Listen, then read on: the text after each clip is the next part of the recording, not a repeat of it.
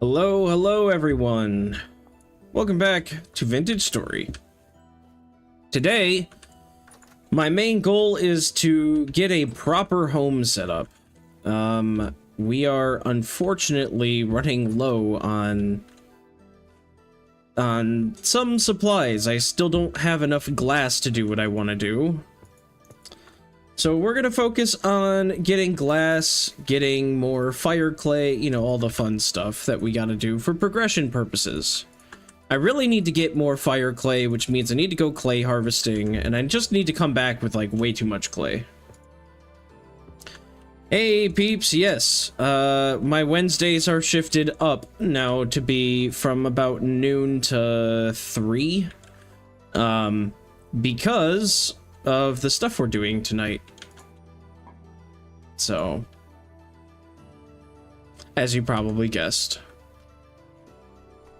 that's how every Wednesday is going to be now. Plus, I've got some people who've been in chat, but they're over in like Europe and stuff, and so it's like really late for them. So, I like to stream a little earlier so that they can get more time. I figured that's what the face was for.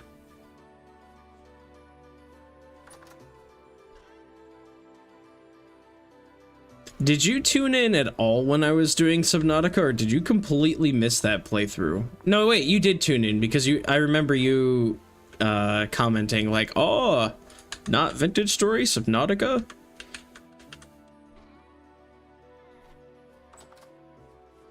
So you did tune in, I remember now.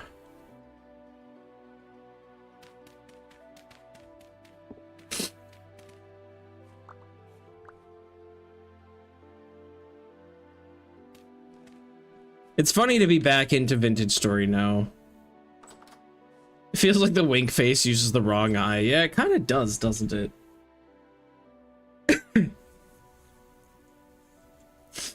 I mean, I think what it is that the brain, most people wink with their like right eye, not their left eye, maybe, is what I would guess. So maybe that's what it is, but it's supposed to be somebody winking at you. And so if they wink, it's with their, probably their right eye, in which that would line up, but it feels weird.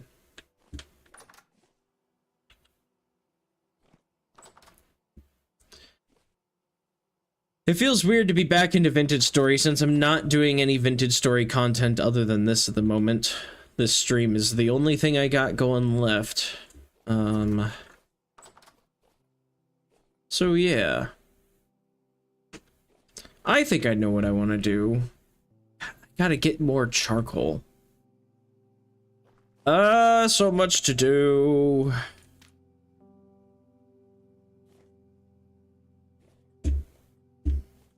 I guess I make a small amount of charcoal again.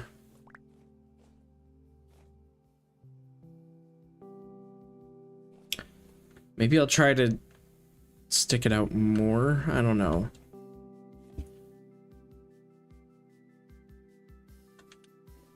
I think everybody's excited for tonight. I'm ready.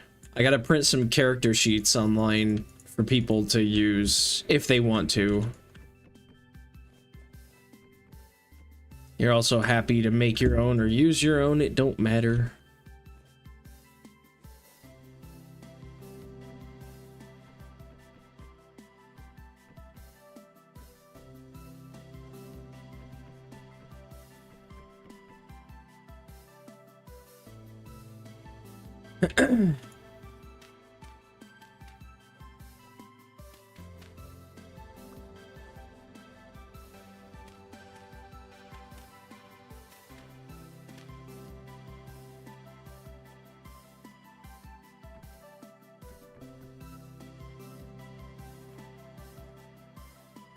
I'm ready and don't want to work anymore, just want to play. It's got to be even more torture too with the fact that you made the food.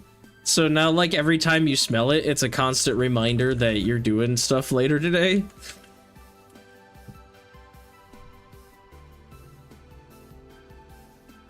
But yeah, appreciate you doing that, by the way. I know I've already said that like 4 times, but just in case it's not clear. I think everybody's looking forward to it. those of us that have had your cooking before and those of us that haven't yet.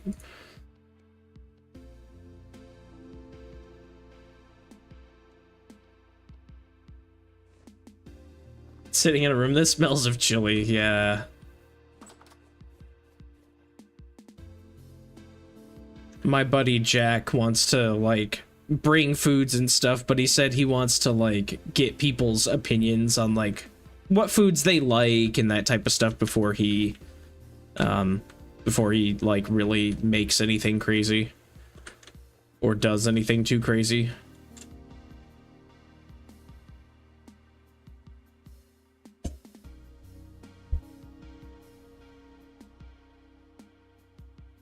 Oh, that's fine. I mean, I don't expect you guys to just come over directly after work. I mean, kinda, but not really. Like, you got some time. If you show up at 7:15, I'm not gonna be bothered by it. People are gonna start showing up around like 5:30.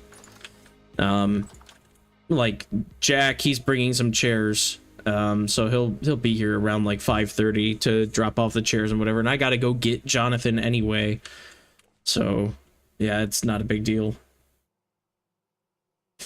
Yeah, that would be nice. I don't really have anything in my house. I need to get like a gallon of water or maybe a couple because my water is it's well water and it's got a twinge of sulfur to it because it's, well, hard water and kind of gross like that. I'm used to it and I have no problems with it, but I know that is not the case for most people. Most people come here and, you know, they're like, oh, the water kind of stinks. And I'm like, yeah, it does, doesn't it? But you kind of get used to it.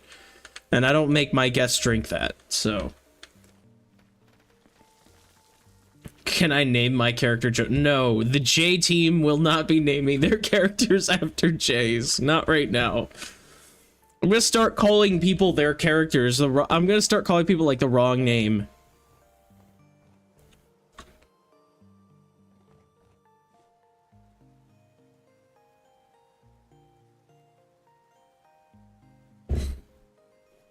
And I also want to have somewhat fantasy names. Because it is going to be like a fantasy world. I don't think naming characters Bob, Joe, whatever. You know, I don't think that's going to be as immersive. Not that it matters much. We're not going to play probably any of it tonight because I have literally nothing planned. I have no maps. I have no story. I've been too busy prepping my house for people to come over. And session 0 is basically never a actually play anything night. It's usually a plan for things. Plus we can iron out details like if Josh is going to use Discord at all and if we are meeting bi-weekly for sure, or if we're meeting, you know, weekly or whatever. Some people want bi-weekly, some people want weekly. I think everybody's fine with bi-weekly. But I also don't know how, like, bi-weekly 4 to 8 sessions means, like, you know, we're looking at 4 months of how long this is gonna go. And do people really want to worry about something for 4 months? I don't know. It's just all things to consider, so...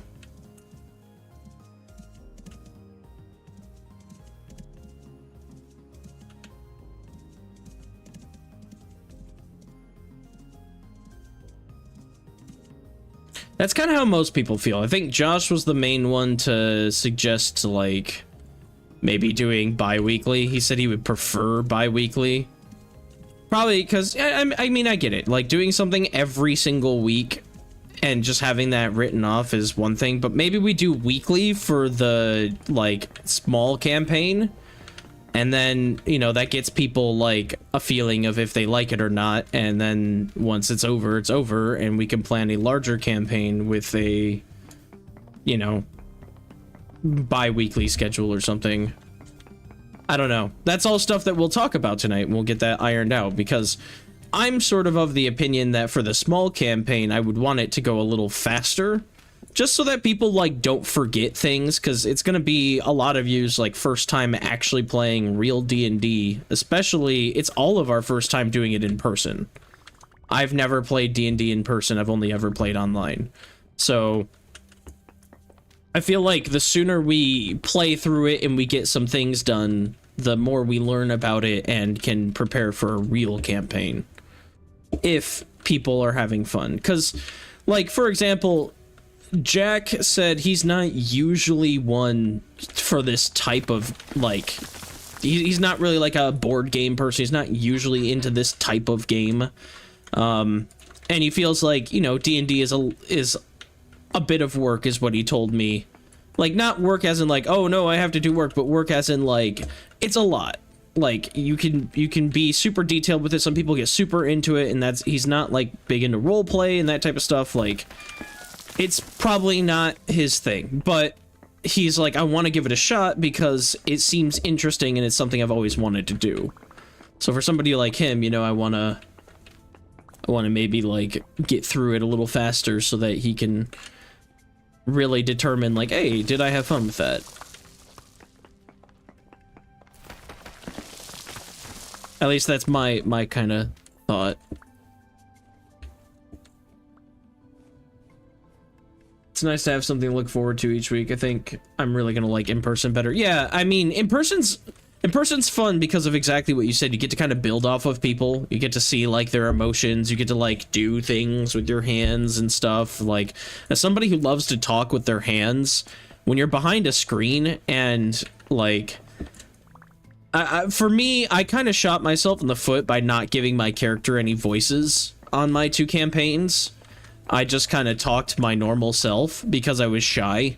But like, when you're in person, it's less awkward because everybody's kind of there making goofy faces and doing weird stuff. Like, when you're online, it's just kind of like, you talk funny and it's weird and it's kind of awkward because it's quiet a lot and you don't get to read reactions and that type of stuff. I definitely build off of people, which is why I like live streaming. And hanging out with people is just fun. Yes, I agree too. I am completely in that camp as well.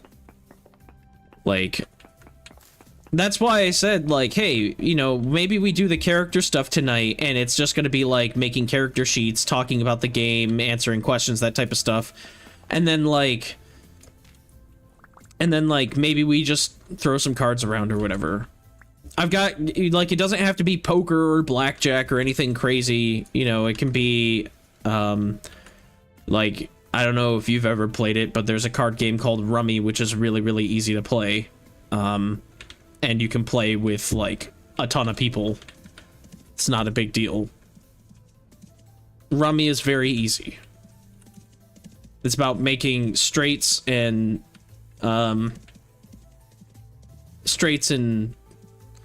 like, of a kinds, groupings of cards. My guy will have a bad British accent because I can't do a good one. Dude, I can't do accents at all.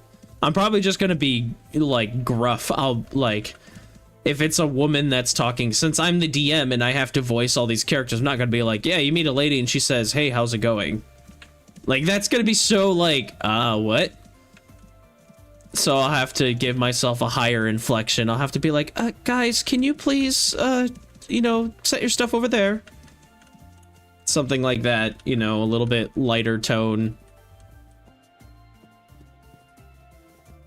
My character's never had an accent or any other voice.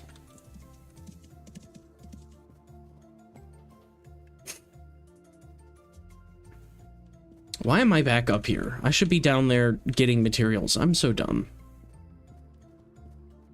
I need my shears. That's what I really need. So yeah, it's gonna be fun. It's gonna be fun.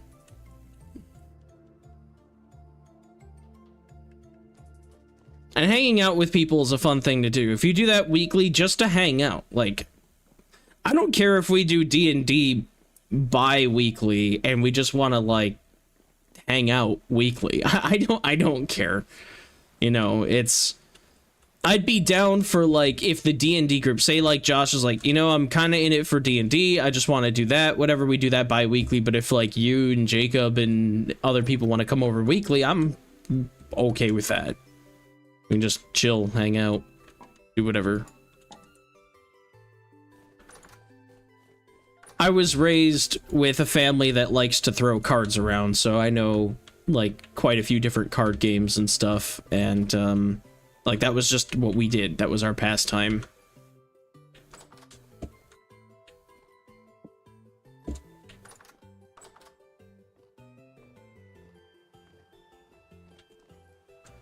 Yeah, I had a bunch of board games. I had, you know, like, a bunch of different things. I used to have, like, Parcheesi and Sorry and Trouble and a bunch of other games. I don't know where they went. I think they got put at somebody's house, and then, like, I didn't play them that much because I was, you know, an adult or whatever and didn't have people to play them with most of the time. So I left them at, like, my grandparents' house so that the kids could play with them when they came. And, like, I don't even know what happened to all my board games anymore.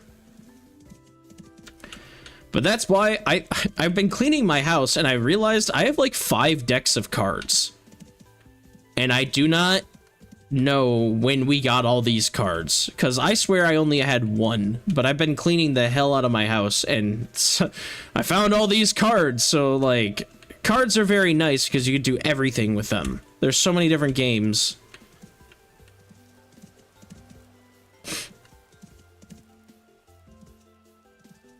But, like, I don't really want to do, like, poker or blackjack because I wouldn't ask people to bet real money, and I don't have, like, chips tokens or anything like that to, like, do, like, a fake money thing, and I just, like, I have coins. I have actual coins we could use, but, like, I don't know. Poker's more of a, like, casual gamble thing. Like, you can actually get $10 in chips, play for fun, whatever.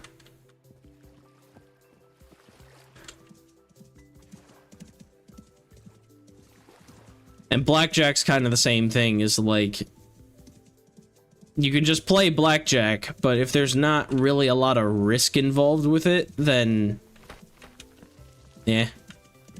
It doesn't have to be a ton of risk, just like, hey, having money on the table lets you, like, think a little bit harder. You make calls that you wouldn't otherwise make because of the fact that you don't want to risk money.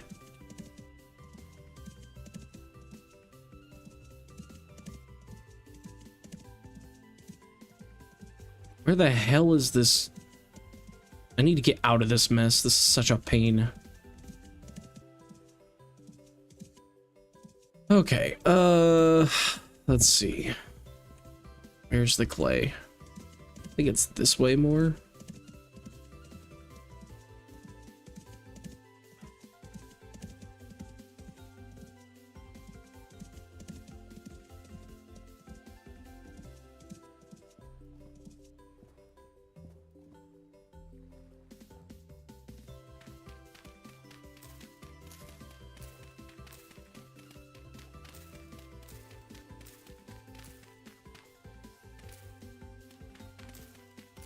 You have a card game or a board game that uses Witcher lore? Interesting. I could be down for that too. But also, like, if you get out of work at 6, you're not really gonna have time to run home and then, you know, head over here. So, especially if you have to stop by the store, so maybe a different time, but yeah. No, I wouldn't be against that. Maybe we could do that sometime. Again, it really will, that's not what I want to do. We'll really see, like, how people feel and what we're doing, whatever, but ultimately I'm doing this in-person thing because I want to hang out with people more. And because my dad, so, I don't know if I mentioned it, but my dad basically told me the other day that he's like, because he's, like, never home. He's dating this lady and always stays with her. He told me, like, you know, a week and a half ago, he was like, yeah, so, things are going really well, and, you know, when the lease comes up, we should probably talk about that. So, it sounds like he's, you know, ready to like move on with the whole lease thing. There's no point in him spending rent money at a place that he never stays. So this place will be mine, and so I've been doing a lot of work to it to, you know, just make it better. It's still not as good as I would like it, because I don't have, like, the furniture I want. I've just got the furniture we've had, which is in a little bit of a rough condition. And I don't have, like, a proper dining room table and chairs. I have, like, the dining room table and chairs that we've had that we don't use. And we have a single dining room chair. So it's like, if this place is mine and I can make executive choices, I'm just going to start brooming a lot of stuff and, you know, like, finishing up sets and having a proper home.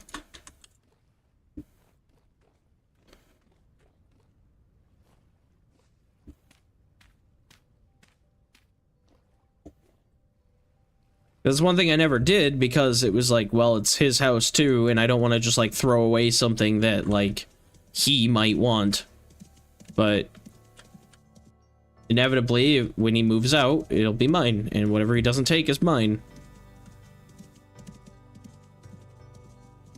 You have a board game in your car already? Okay. Today probably isn't the best day for that, because it takes several hours to play. Yeah, maybe not.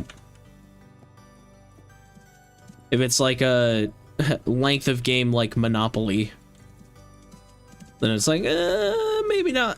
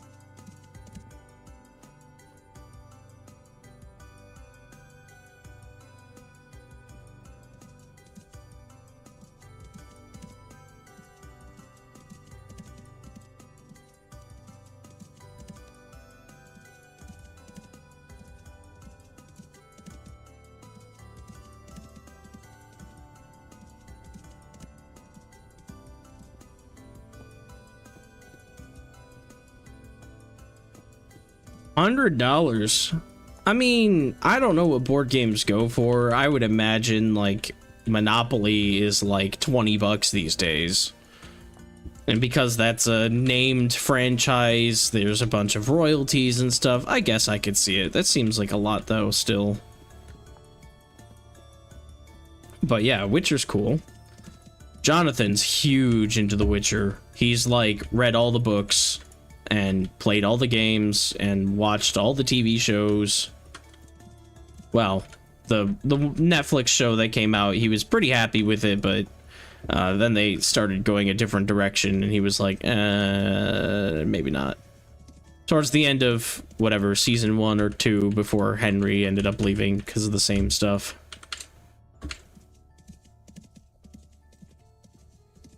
I don't think he's played a Witcher board game. I don't think he owns that, but he probably has heard of it. He probably knows about it.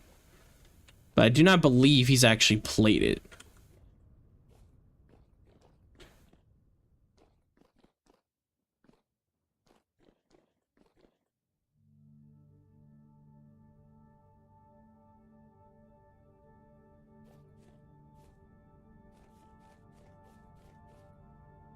I have to admit to, like I was mentioning in my house, some of the furniture is not what I would want. It's in rougher condition. So, like, I've got 3 office chairs. Zinc. Oh, hello.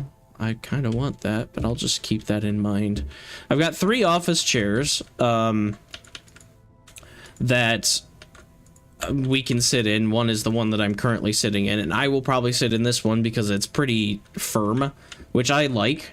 I wasn't so sure on it when I got it from my mom, and then I sat in it. I was like, ooh, it's really firm. That might, like, put a kink in my back. But honestly, it feels really nice. In fact, I need to adjust it so that it's more, oh, hello. I just scraped up against my Microphone. Where the heck's this lever? Nope, that's down. I don't want that. How was this lever? I never use the back thing, because once I have it, I have it. There we go. Okay. That's better. But, anyway, so I'll have my office chairs, and I'll probably sit in this one. Then I got 2 more comfortable ones that are, like, more padded and cushioned, like you'd expect the ones, like, from work and stuff. And then, Jack's bringing 3, or I think he's bringing 3 folding chairs. And I have a wooden, like, dining room table chair. So, I kind of have a mixed batch of furniture. And I think since people are only going to be here for a couple hours, I also have a couch and whatnot, but like, I'm not going to put the table by the couch because then you sink into the couch and you can't reach or see the table. And the table's also maybe a bit on the small side, but it's what I had, so I didn't have to pay money for it. So anyway, this will be a nice trial run to see how comfortable people are and if we need to make any changes. I don't know if the folding chairs that Jack's bringing are going to be, if they're going to be comfortable or, like, if they have any padding or whatnot. I don't know.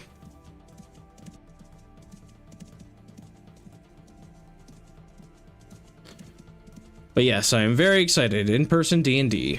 Nerd time. We love nerd time. I need to gather flint. Hey, there's another fruit tree. What tree are you? Red apple, okay. Another bear. We love bears.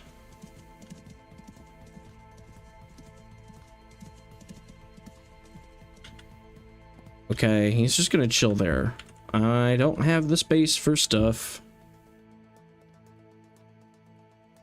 Let's move some stuff around. Oh, I gotta not fall into that pit. That'll be my doom. Hello, bear. Ow. Ow. It's gonna be my doom, this bear anyway. And I can't interact with my elk because it puts my frickin', it won't let me use this saddle if I have a spear out. It kept trying to throw the darn thing. Yay. Oh, I'm dead again. Fantastic. That was awesome, me. Now I gotta use a temporal gear. Because I can't afford to not respawn in my house. Amazing stuff. I love that the game won't let me interact, like, there's no priority. Nope, no saddle priority, just throw the spear at my own elk that I've tamed. I don't want to ride it or anything. And now there's a bear around my elk. Not that I don't think they're aggressive towards the elk. And if they are, the elk at least does tier 2 damage like the bear, so he can mess him up pretty well. I think what's my movement speed? 100%? See, that's a thing. I feel like I've outrun bears at 100% movement speed before, so why am I struggling so bad? That shouldn't have gone as poorly as it did.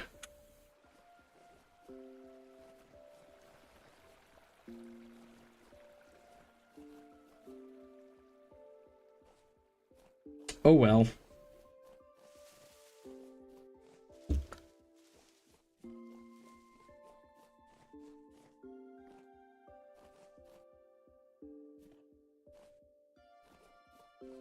It's not that long of a walk.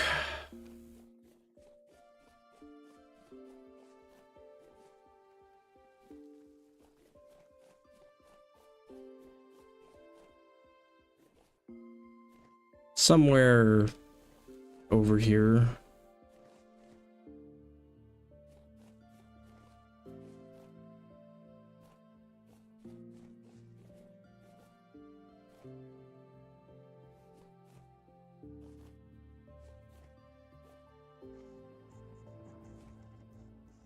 Oh boy.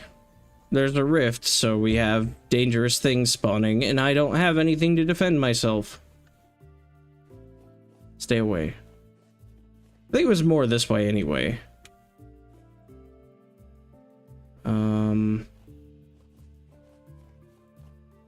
Can find that fruit tree, that would be great.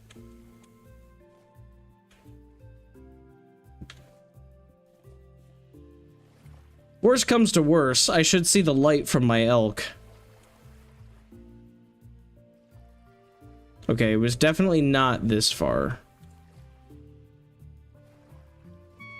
So it must have been back this way. Past the rift with all the stuff that's spawning. Or it was more this way, I went too far. It was a pretty open area with lots of space. I'm gonna start starving soon.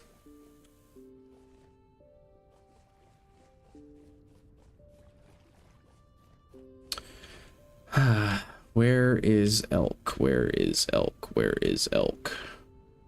Even if the bear managed to kill the elk, which would suck, but even if it did, it should have still dropped a lantern.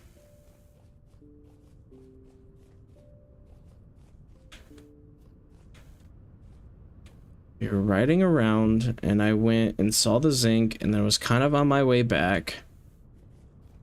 It was in a nice open area. I think it's probably more this way.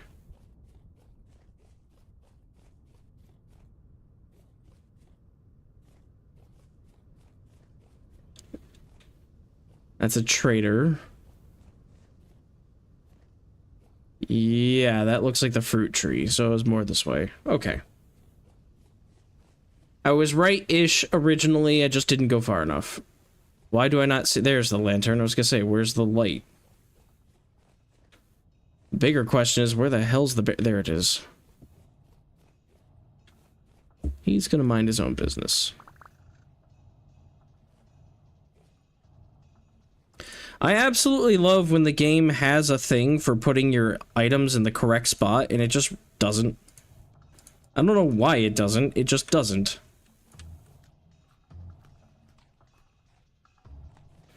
Alright, well, where's the pit? Right here.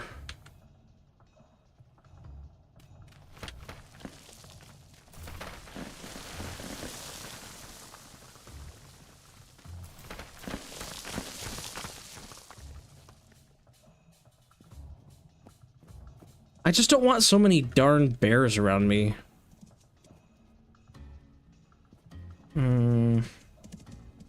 I could dig a pit, but then I have cave-ins of my own to deal with, and it's nighttime, so I guess I'm leaving him there. It's fine.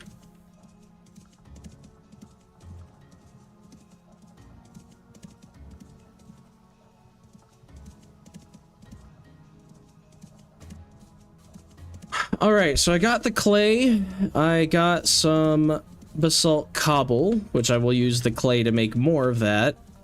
And then my kitchen will be mostly complete, it'll just be doing some homey touches.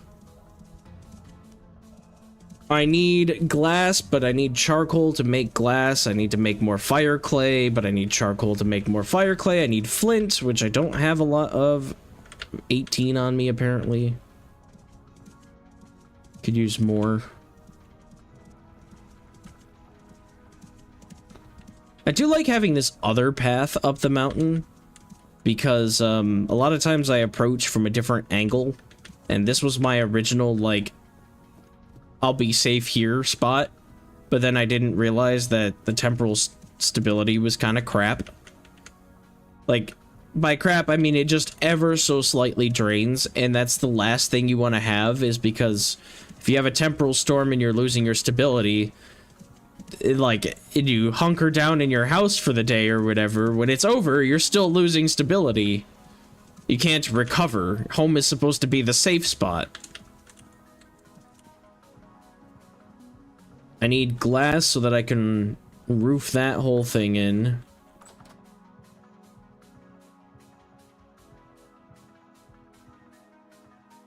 I have a lot of dirt, but I'm gonna use all that. I also... yeah, I do have a crate of oak logs, and I need to be gathering those for the next here. That charcoal is still being made. When I get my kitchen done, I will move all of this stuff down into the real kitchen.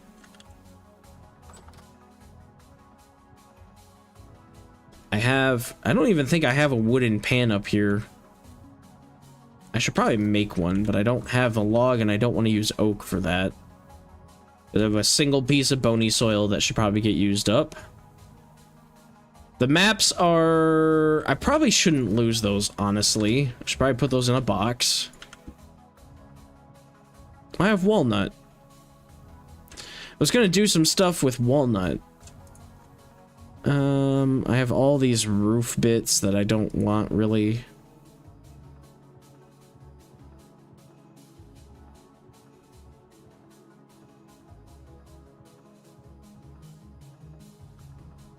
So we'll do that.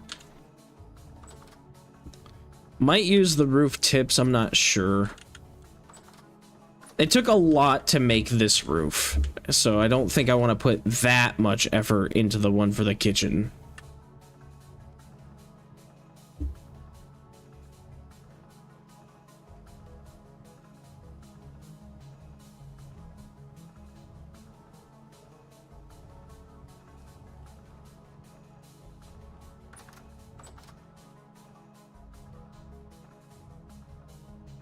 Just have to keep an eye on that from time to time.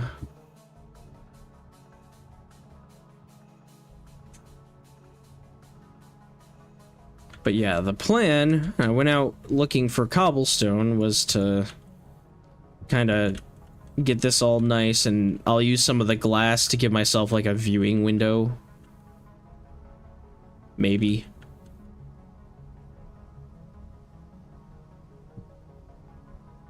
I would kind of need to build like another... I don't want to use a bunch of cobble for that right now.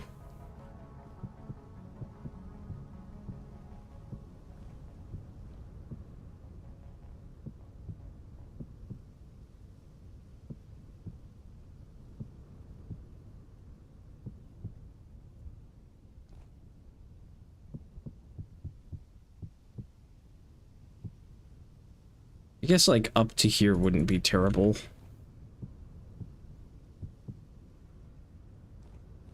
And I'll replace all this accordingly so that it fits the aesthetics.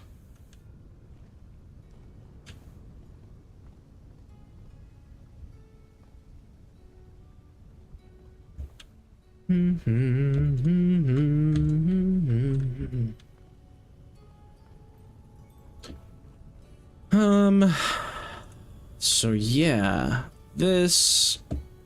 Maybe I'll just... No, that's not what I wanted to do.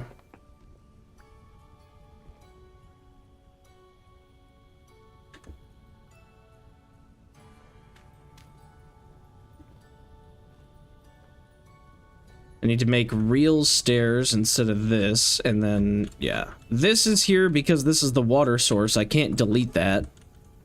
So it looks a little weird, but yeah, I'm not gonna get rid of the water flowing. I need that. That's why I built the kitchen here, specifically. I'll need to replace all that with cobblestone at some point, but that'll be a slow process that I do over time.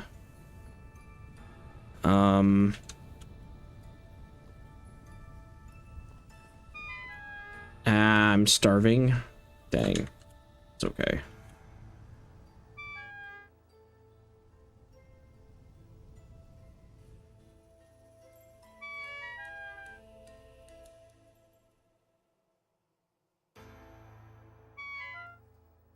I also seem to have forgotten to eat in real life, too. I woke up and immediately just started, like, cleaning my house. So, I might have to go grab a snack real quick.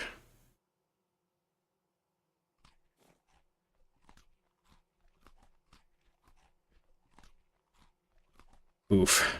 I'm so used to having, like, way better pie than that, so... Eating a whole pie and not being full really sucks. I suppose we'll just chill for a second. Let me go grab some food, like a snack. That is wrong.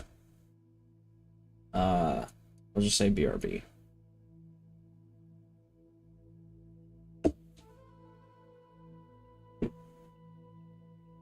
Yeah.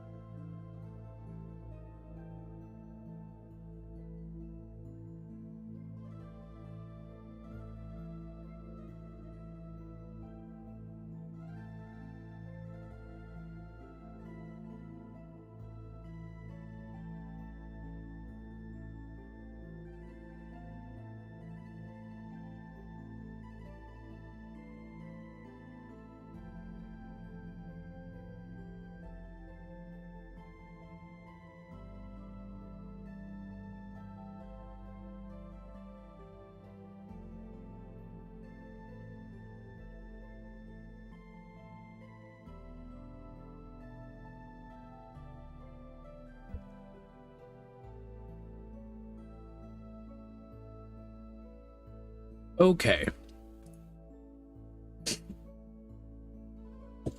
So that's still charcoaling. How do I want to deal with, well, I need get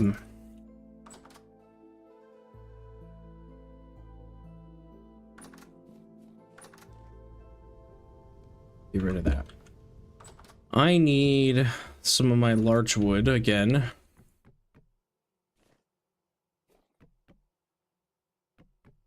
Let's do 8.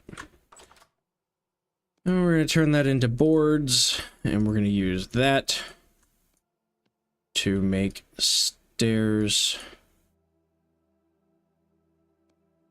12 might be what I need. I don't know. I'd never counted. I'm sure I can use stairs some other time, though.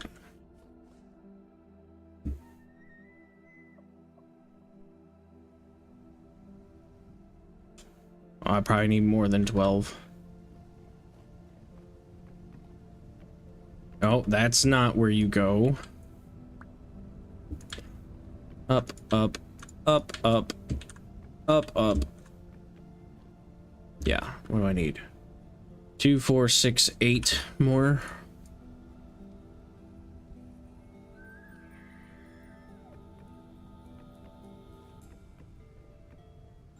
No. There we go. So then these landing spots will probably be cobblestone. Actually, no, they should be... Well, no, if the stairs are wood... They can be wood. I've got enough of these planks.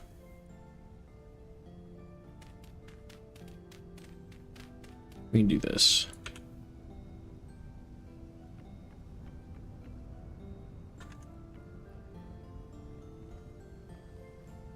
Who knows, maybe I'll chisel something on them someday, but for now, I'm just gonna do this.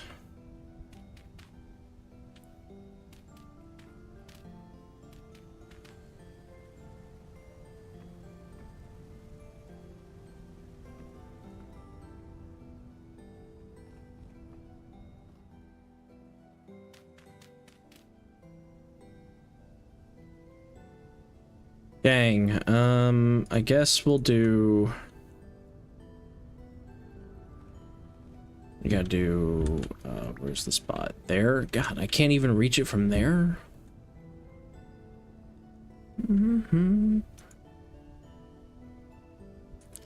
Still can't reach it. I guess we're just gonna tower up for a second.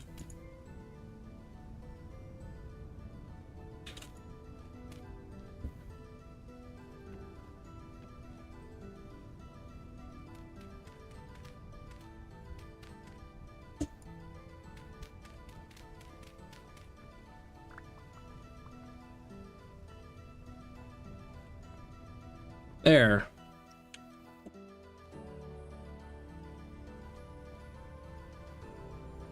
I'm pretty happy with that.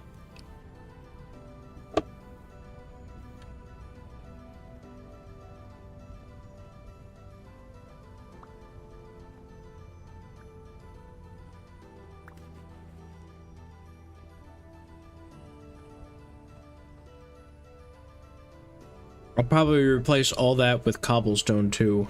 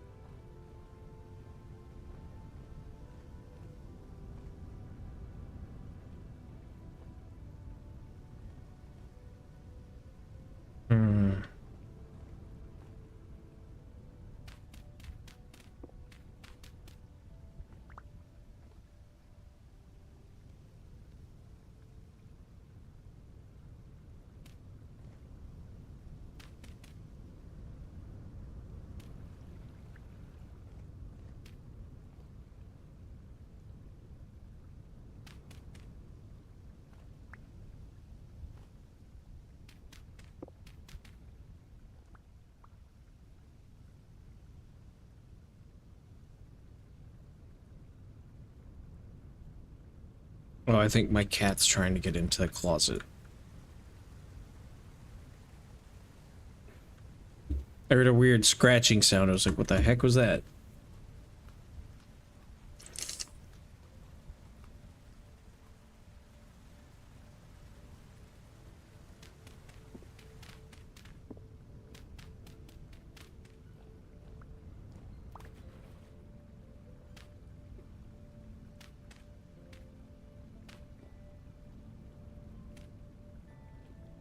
If I just do that, then I don't have to worry about this, right? Did I not think about that? Yeah, I can... Well, I guess there's this one. But that can be right there. Doesn't stop the water.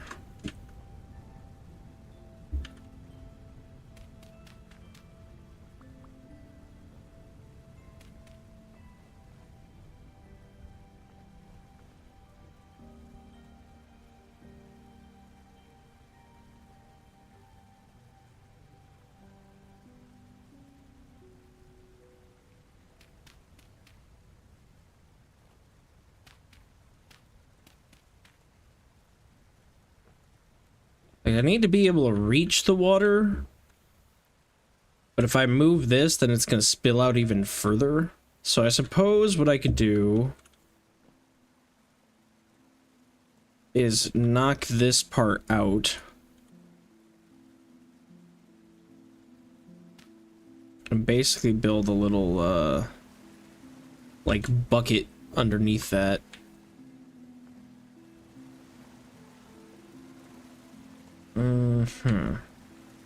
How best to go about that?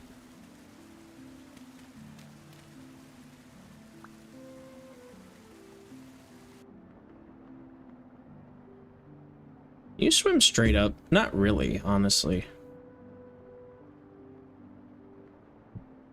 Nah, I didn't want to do it out of cobblestone, that's for sure. No.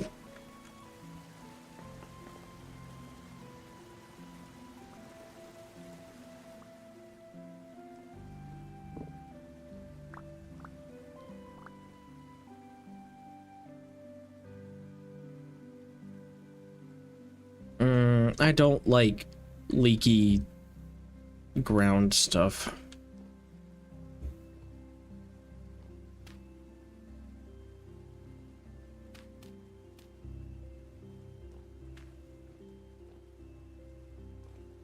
Come on.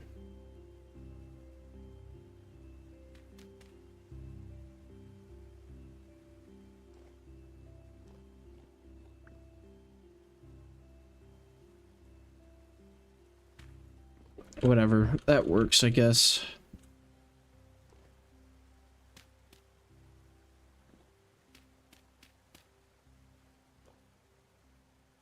We're still leaking? I don't think so. I don't care too much because I'm probably not going to see it, but I do think aesthetically I don't want it to be leaky like that. And I'll mess with the outside so that it's more appealing at some point too. Ah, no.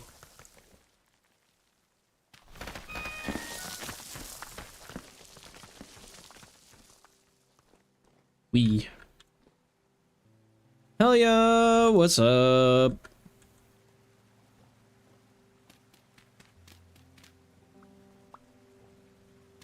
There. This is looking way better, and I don't have to worry about the water overflowing, and I can just access it straight away. Looks a little weird flowing like that, but it's not flowing into here, which is nice. Maybe I can do something with I don't know, chiseled block or fences or something to make it look a little bit better somehow. I don't know. We'll figure it out.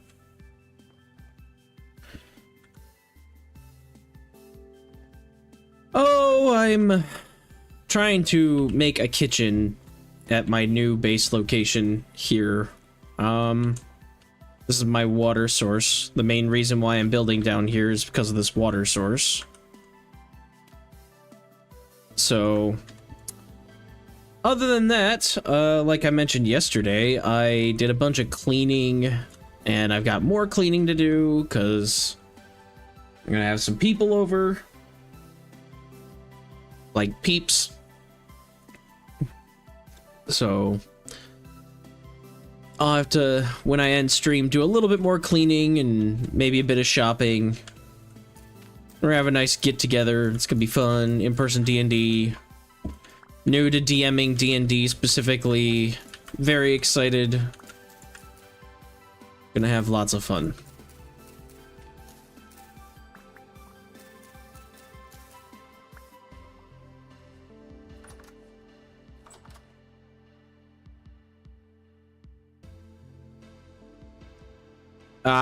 Yeah, no problem, peeps. I figure you're working, even though you don't want to.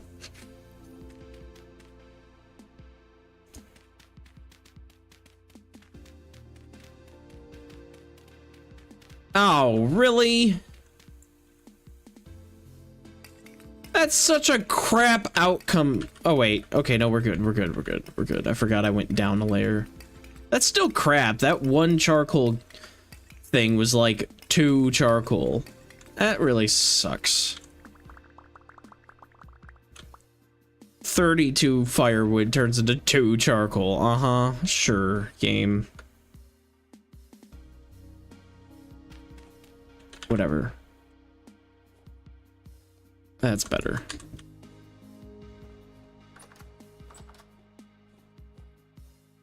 All right. Let's see. I need to make more glass to finish out home stuff. Like getting my bees into a greenhouse. It's still probably going to be too cold for them up here all year. Bees are what are kind of holding me back on not making more lanterns, but I did just find more zinc, so I should be able to make more torch holders soon. So we're gonna do that, and then what else? Oh, I was gonna do flint because I'm gonna need more fire clay. Because I used all the fire clay making another oven, so I don't have that much left.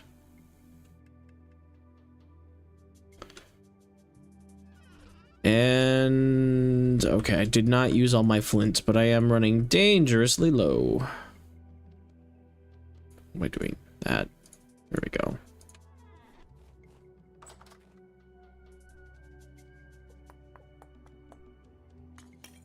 I feel like being a experienced vintage story player, it's funny that I run out of flint, which is one of the most basic resources, because I never pick it up because I have like steel tools now.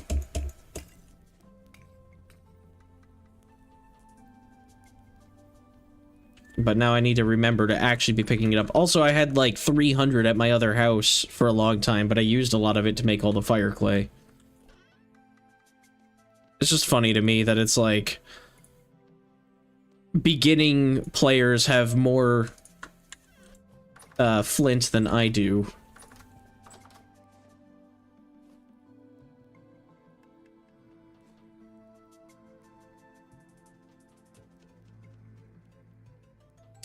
When they stack, don't they fall to the block below and average out in the top? I don't know, honestly. Hello.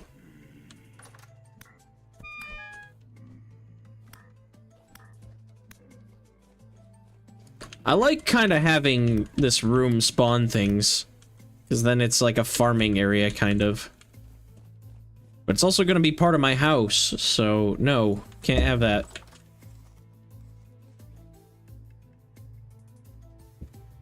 Also, this torch goes back.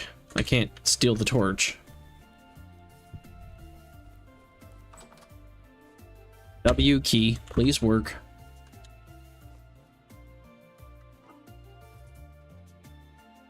Might have to get me a new keyboard soon.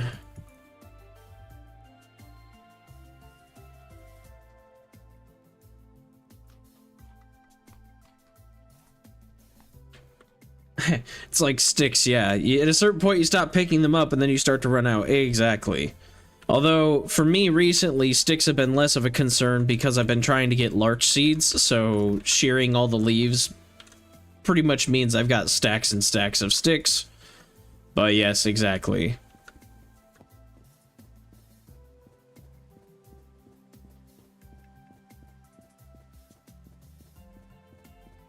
Okay, the goal will be to move those animals over under this staircase. I'm building a new location for them over here, closer to home. They're not that far. And I'm probably gonna do something so that the fences are a little bit taller, but hopefully some of this will grow grass again. And I'm trying to like patch the walls so that it doesn't constantly do this.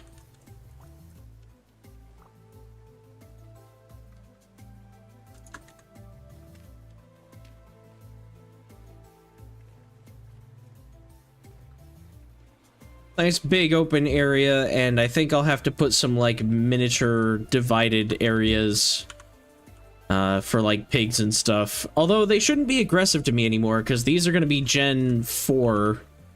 And then Gen 5 will make transporting them easier. So maybe I breed them, then I transport them over to here. I just don't like them out in the middle of the field because I feel like bears and stuff or wolves will spawn out here and then walk over this. Because I put this protective ring around them for fire purposes so that it doesn't burn down my fences, but it also means that things just walk in here. Or could walk in there. Watched some dude on YouTube do a charcoal pit experiment. The average is really similar no matter which size the pit was. Keyboard, yeah. I've had this keyboard for a while.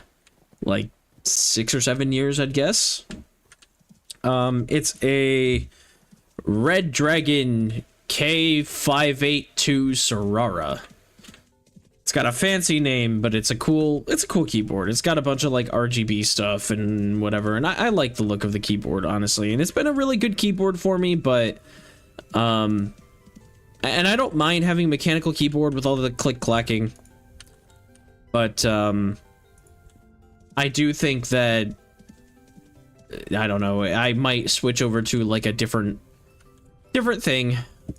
Might have something that's not quite as mechanical. It's got softer pads. I think you can put softer pads on this one, but since it's failing on me anyway, you know, I don't know. I'll have to look into it a bit more. It is mechanical though, and I think that means I can replace the switches if they're going bad, but I don't know what's going wrong with this. It's just that my W key sometimes doesn't work. Why am I out here? Drawing blanks. I got brown coal, that's fine.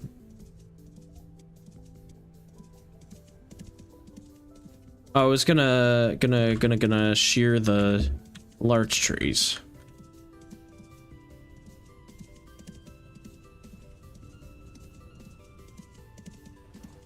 It looks like they've grown up now.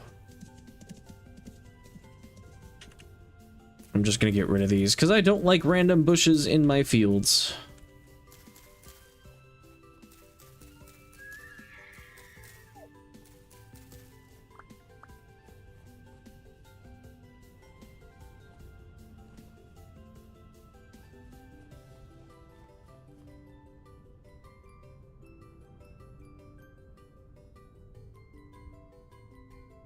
I could put the ring 2 to 3 blocks away from the fence, and I will probably move that, if I don't move them this year, because the weird, like, yak things are,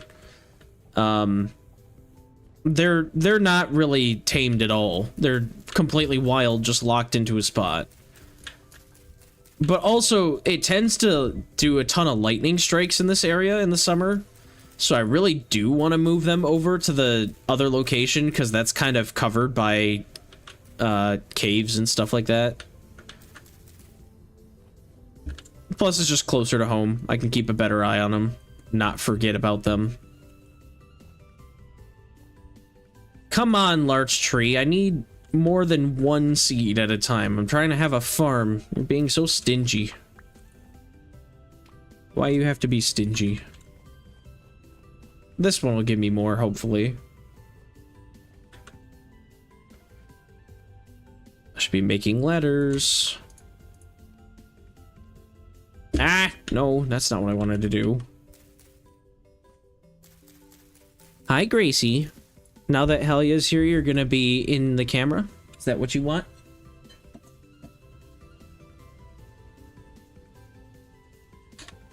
Come here. Oh, don't you do your complaining. No. No. You're fine.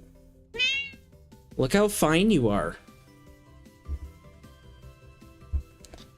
You just might not be the most comfortable right now. Hi.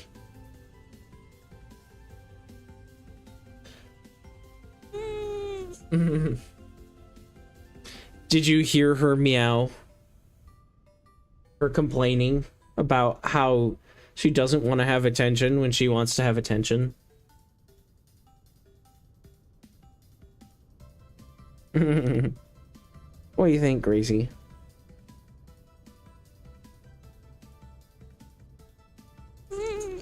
Yeah. What are you thinking? Want to meow again for the microphone?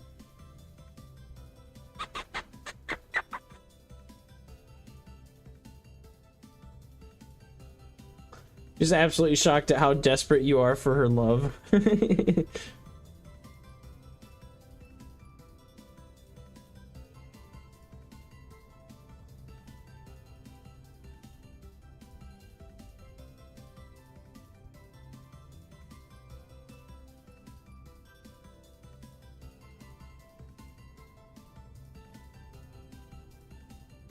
She can't hear the music, but she knows that I'm dancing to the music with her.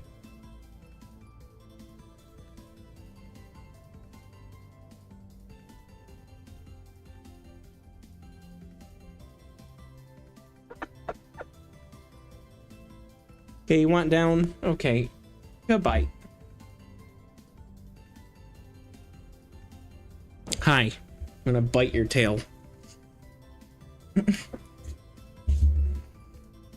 Okay. Gracie intermission. Oh, she's back. Hi. What is it that you want? Do you need catnip?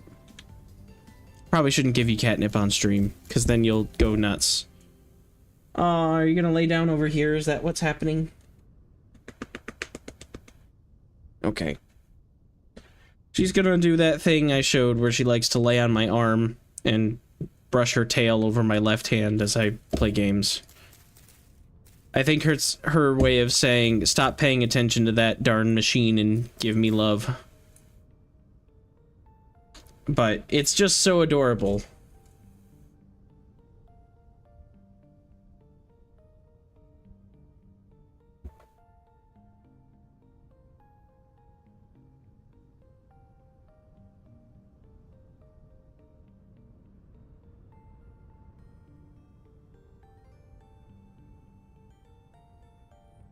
Long cat.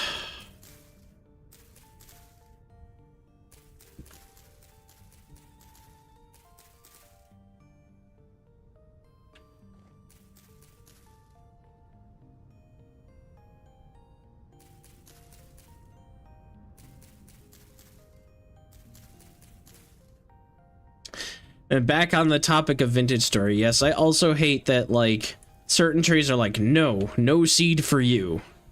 It's like, oh, but come on, I want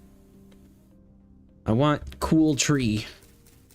For me, it's the larchwood being the, like, lightest grain wood in the game. I just really like light grain wood. Birch is abundant enough, and you get seeds, and that's, I guess, a good alternative, but, like, I don't know. This one gave me 3. Oh, nice. 4? Ooh. That's a winner right there. I hope that they all grow up to be as bountiful and plentiful. And I'm growing them down in this field, which will probably start a fire and burn them all down and make me very sad. But I want to have a nearby larch forest.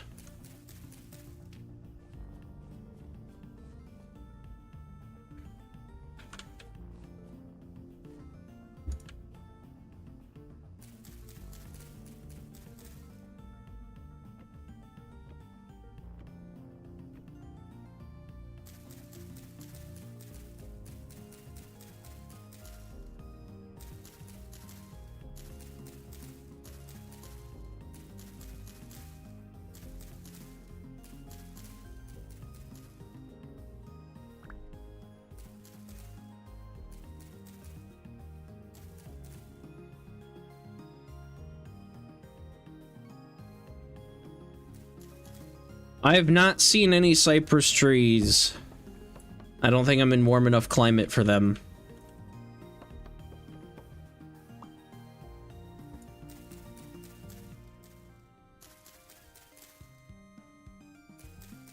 But that's because the story... I don't know if it's normal for the story to do this. I've kind of heard that the game doesn't let you travel north or south too much for story. It's mostly basically just east and west. Because they don't have any story elements that take you to, like, the Arctic or desert or anything like that, so you never need to go where it's warmer.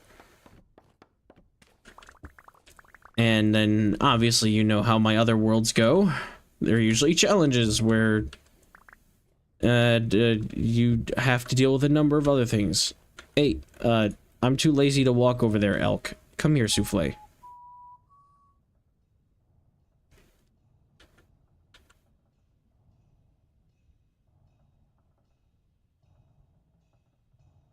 I love his little trot.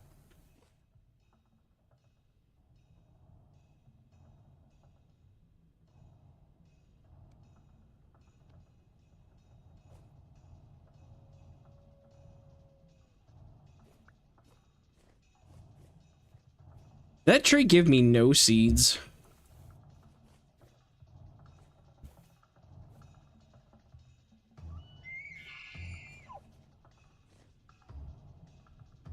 I don't think that tree gave me any seeds. Oh wait, there's one. Okay, it did pay for itself.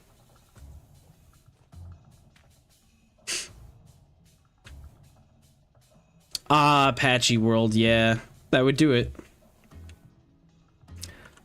Nothing wrong with that. It's just probably why, because they are a warmer climate. They're like a... Isn't a cypress like a Mediterranean type of tree?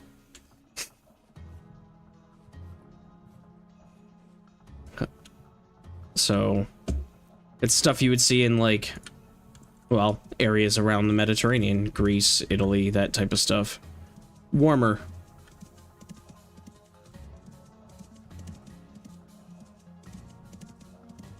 We don't have any cypress trees here, I do not believe. But we do have lots of pines.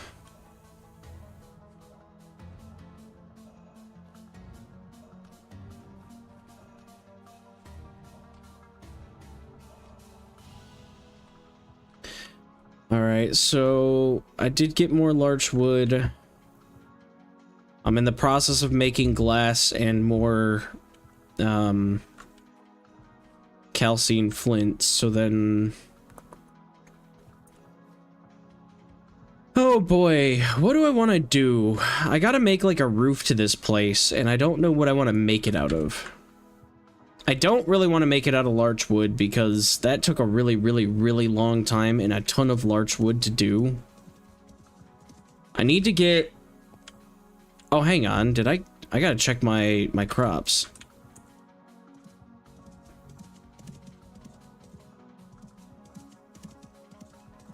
I don't think I've harvested all my crops yet. So definitely have to come over here and check that out. Because I should have cabbages. Those are done. Nice. I did get all the flax. Get off my land. No! Darn landslide filled in all the water. Oh no. I need that. This soil's gonna be dry now.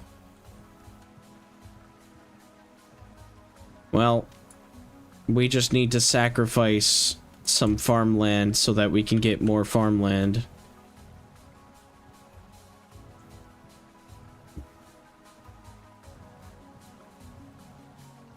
I need to decide what to make for dinner. It's difficult today. Peeps here is making, or has made, a, like, white chicken chili thing, which I am so looking forward to.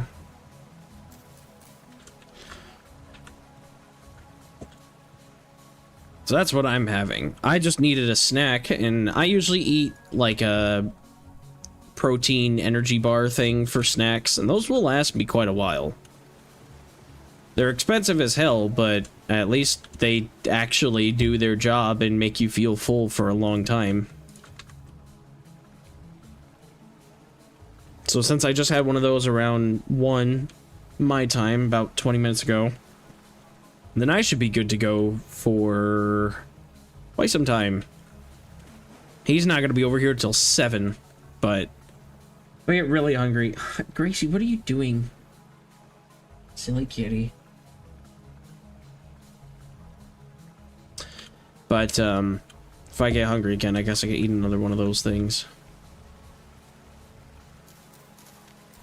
Cabbage, cabbage, cabbage. No, don't do that. No, bad.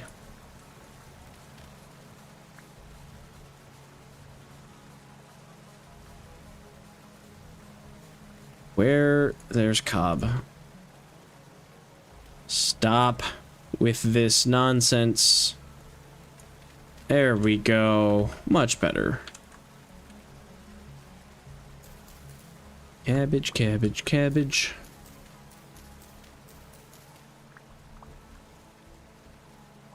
Alright, that's my harvest for the year, because I don't have a greenhouse up, and it is mid-October, so it's way too late to start another one. So that's it. That's what I gotta live off of. I think it's getting too cold for berry bushes to want to keep their berries for the most part. So I sure hope I calculated well enough. I'll just pick whatever berries I can.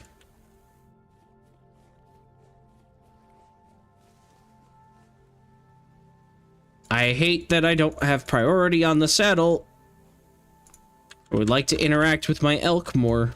You missed it earlier, Helia. I died because I had a spear in my hand and I was going after a bear and the bear chased me. So it's like, oh crap. And I was like trying to get on the elk and the game was like, do you want to throw your spear at the elk?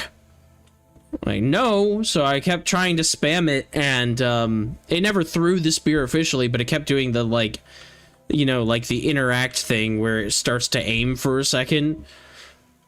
It pulls up the crosshair for a second and I was like, no, no, no, no, no. And I died. Because reasons. I dislike that there's not a priority system of, hey, elk, saddle, that is probably the thing you want to do more than throw your spear. You don't want to hit your own elk. And they don't have a priority thing.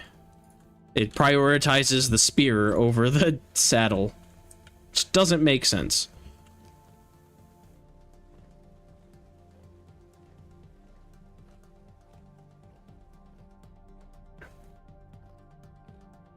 Because it's stuff like, I've had times where I've placed a lantern when I meant to, like, open a door or close a door. And, like, I get that I didn't look at the door perfectly, but I don't know. If I'm, like, on the border of 2 blocks like this, one's got a door and one is an empty block, I don't really want to play, like, I can't pick up the lantern like this. I have to look at it.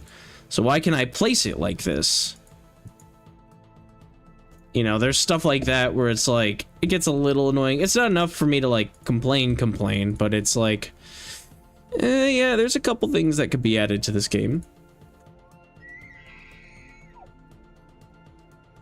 Or same thing with like moving things to saddlebags. Sometimes the game prioritizes things weird.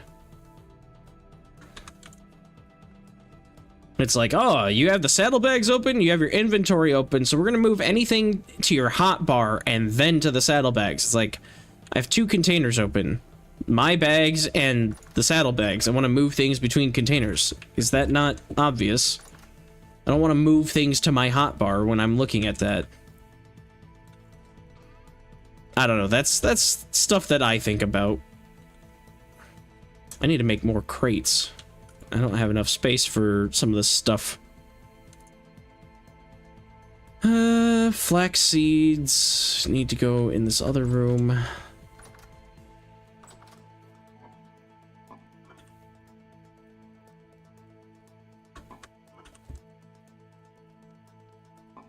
I'm up to 10 cabbages though. I think I got 6 when I started this season, so 10 is good. Maybe you could put the feedback in the channel in Discord. There's a flip-flop of inventory window. We'll put something from, yeah, it puts in your hotbar, then back to your inventory. Yes. Yes. Can't put my armor from my inventory and I have to drag it. Yes. Like, you can't put your armor on from here, but if it's in your hotbar, then you can quick equip it from there. And it's like, okay, but like, come on. Character screen, armor. If I click on it here, it puts it. But then, like, this. Why? Why?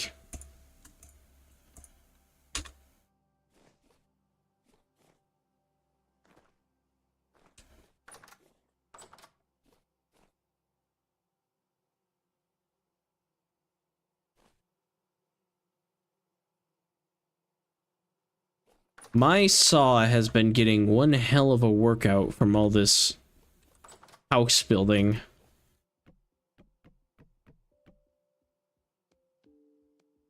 It's a steel saw that's already down to like 3/4.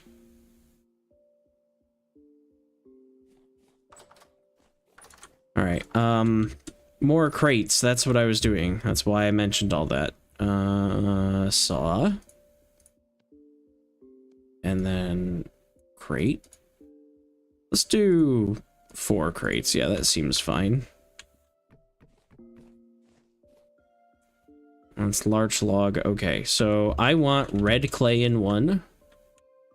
Absolutely certain about that. Because I don't usually keep a bunch of fire clay on me. I usually keep a bunch of red clay and turn that into fire clay. So fire clay can stay in the box. Then I definitely need something for all this basalt, because I'm making basalt cobblestone out of everything. Peat should probably get its own box, but I already have one at my other base that's full, so... Gracie. She's like trying to get traction. She's like trying to turn over. Kitty, your tail is in the way. She's like trying to like push her back paw on my arm so that she can flip over. But then she doesn't put her paw on my arm. She just puts it on top. Oh, that's an obsidian stone. Okay, that's a little different, I guess. She puts it on top, and then she pushes her leg like she's trying to use it for leverage, but can't. Oh my goodness, what a stretch.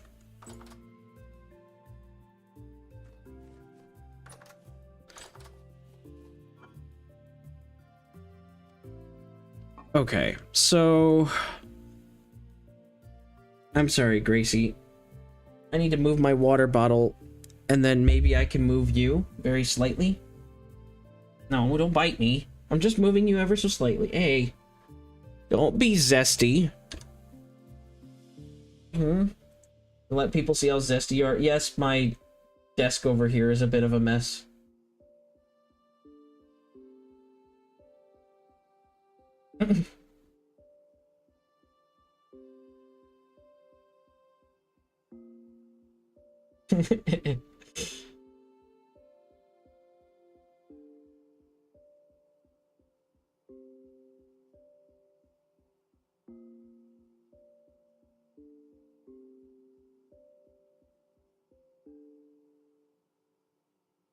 Ow, ow, ow, ow, ow, ow, ow, Kitty, no. Gracie, that's too rough. No. That's too rough. Ow. Ow, gentle. Gentle. Okay. You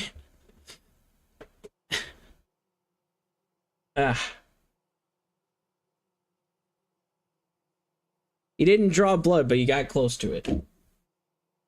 Look at you.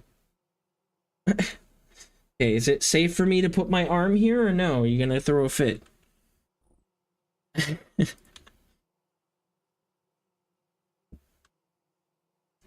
It's like she doesn't want to be messed with right now, but she's in my zone, so I have to move my arm and bother her.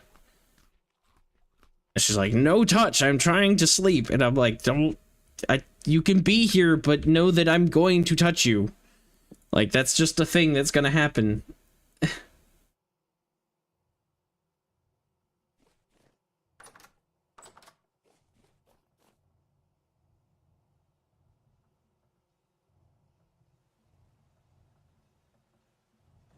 We're cool now? Yeah. You stop giving me crazy angry eyes. Alright, I need to give myself like a roof here, and I don't know what to do. I don't want to just put planks up here. Also, the roof height's gonna be changing because it goes downstairs, so... But I need like a roof, and then I need to kind of move into this space. And I don't have anything for lanterns.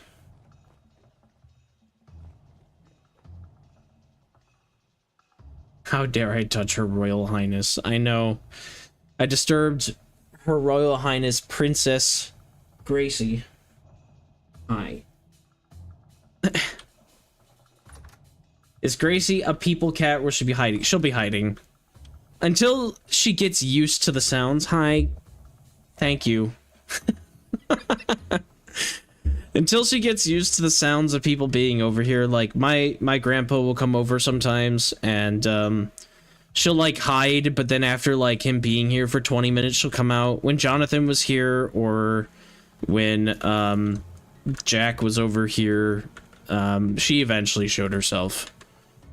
But it'll take her some time. So if with there being as many people as there are, I would imagine she'll hide for the entire night because it's just going to be loud, noisy, and lots of movement. But she might come down. Large shingles. See, I did that, though. You know how much wood that takes? I did that. This is all large shingles. Except for this part. It's where it's flat. But Gracie, No! What are you doing? Okay, it's time to bother the animal. Fine. Fine.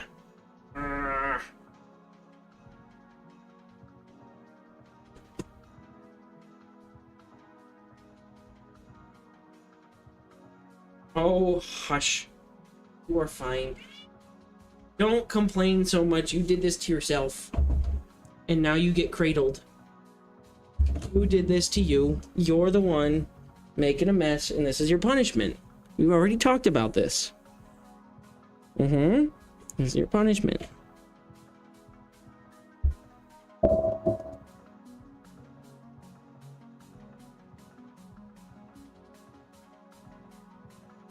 What are we gonna do about you?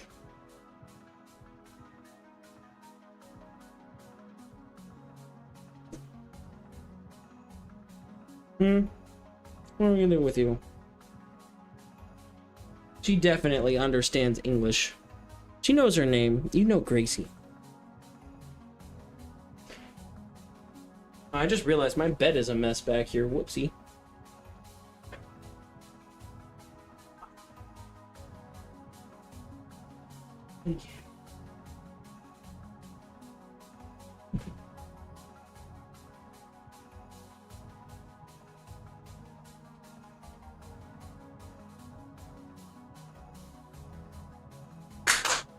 What are you doing?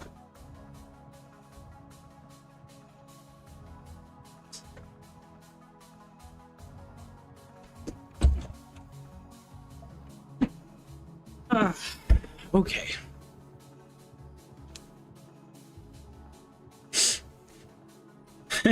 My cats were really confused when you started speaking English and Danish. They only knew German. It is very interesting how, like, I'll watch, like, online videos and stuff of people talking to cats in other languages, and they respond, and I'm like, right, cats don't just understand English. I have no idea what you're saying, but the cat does. Somehow I am less intelligent than a cat.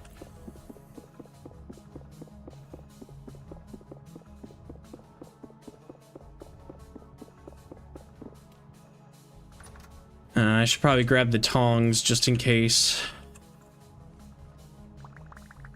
Oh yeah, this glass is molten still. That's okay though, because this stuff will get thrown in there. And then, where's the saw? Right, not here. What did I do with the saw? Hello? Oh, it's right there. Okay. This makes somewhere. Yeah, suddenly it's cold now that we cut it when it was molten hot. And also the tongs, they can, oh, not the chisel.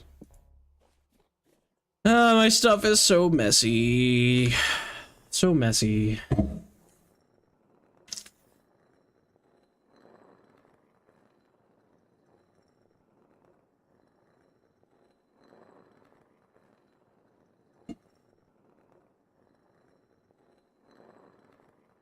I know that they're making some changes to temperature stuff. Like, this stuff is being ground up and it's like 600 degrees, but then it'll turn into 0. Or whatever, normal temperature. Not 0, but normal temperature. I do find it a little weird that things don't have a temperature at all times. I get, like, in an oven or something, it'll show like the temperature of the wood or something weird like that. And like the oven has a temperature, and the stuff that comes out of the bloomery has a temperature, and all the forging stuff. But like, it's weird that like stuff goes to no temperature listed, which is basically 0, but it's not 0, because if it was 0, then it would be freezing cold.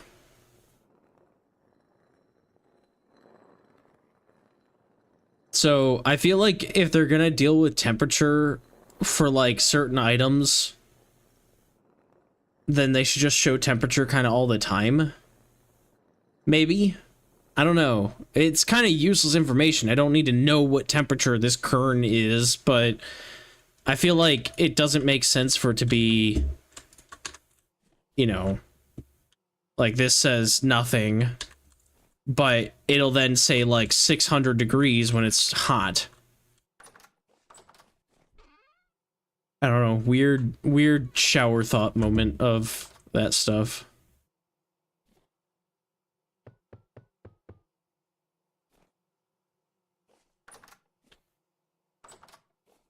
Yeah, it's normal temperature, so it'd be room temp, yeah, but like, I don't know, it's weird that it goes to like 0, but 0 is not 0, it's room temp.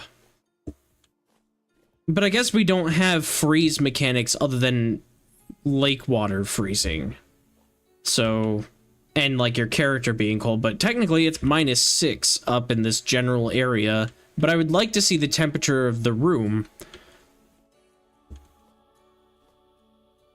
Because I think that could be a cool thing of like, hey, you're outside in the winter, this firewood is, you know, -10, it's cold.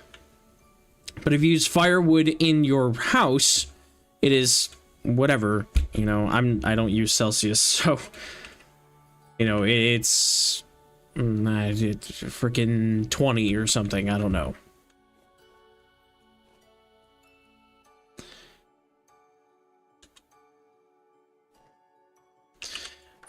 I should use Celsius more and learn it, be more comfortable with what's considered normal temperature. I almost said 30, but that was like 30's probably pretty warm. Like 30's like summer temp, probably. Well, not quite summer, but very warm. I have a Shiver in here. Hello, Shiver. You want to come get me?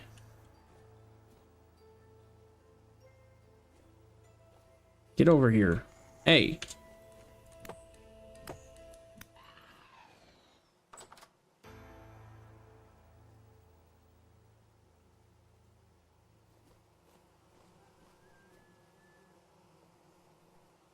Okay, so this needs to be...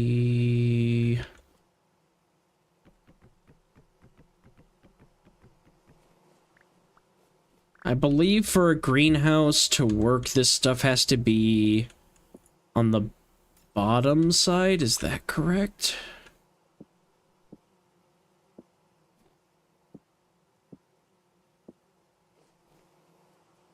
Or is it the top side? I do not remember.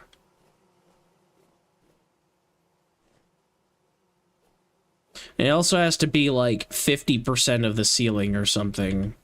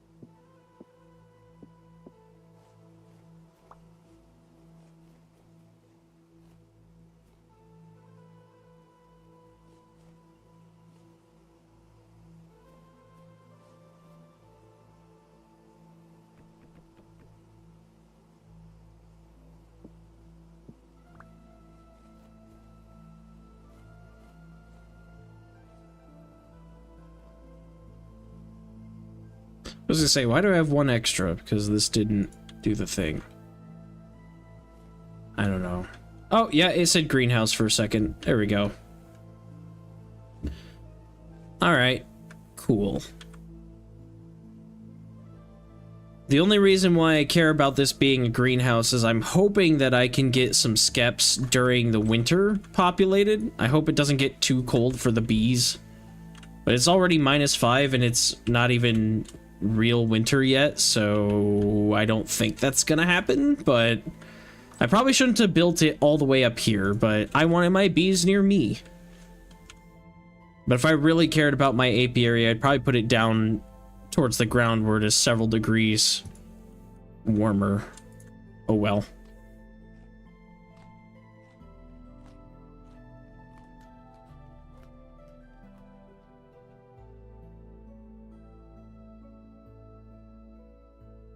It's possible. I don't know. I really liked I like the idea of having it here. Just because, I don't know. I think this will be a nice source of light too. Like if I put, you know, whatever, put a lantern here or something. It's like another thing that helps light up this section of my house. And I can like see in there and stuff like that.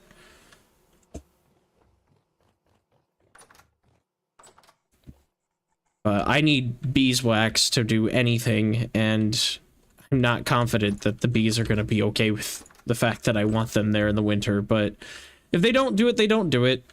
It's just I really, really, really want to have some lanterns up here because it's dark all the time. What am I looking for?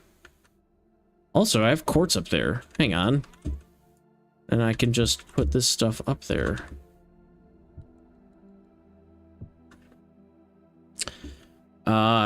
Cattails and clay.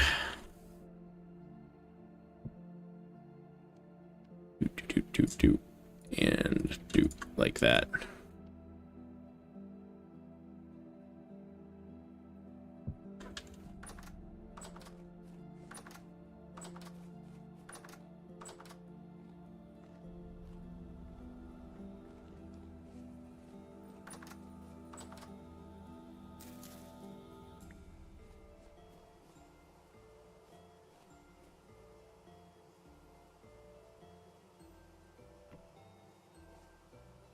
Oh boy.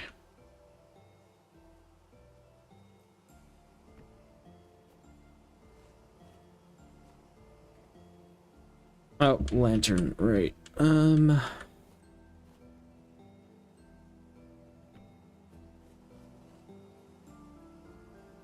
don't have a lot of flowers right now, so as I'm out and about, I'll have to collect more flowers. And I prefer the small flowers to the really tall ones where I can't see anything. But any flowers will work right now.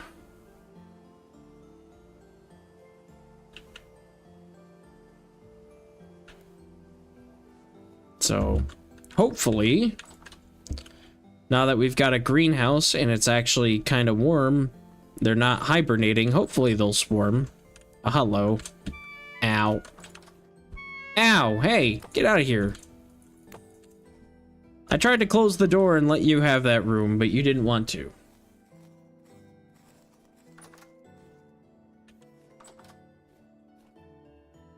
Alright, how's the food situation? 2 pies left, lots of grain to mill up. Oh, what am I doing for the roof? I don't want to do it out of cobblestone.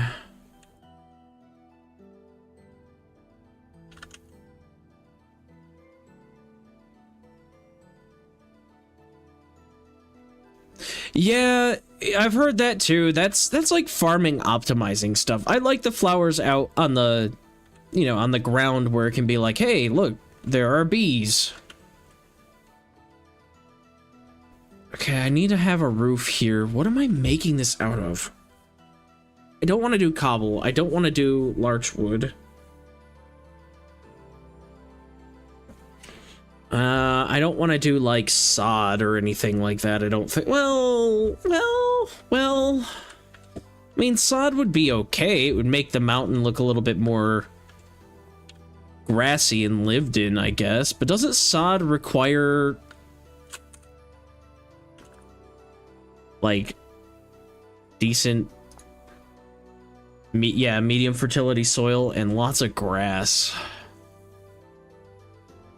And some wood, I guess.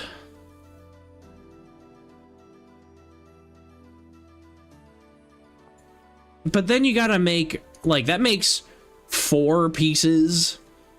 It's gonna be grass intense. I got lots of dirt, and grass isn't that hard to get. Boards aren't that terrible.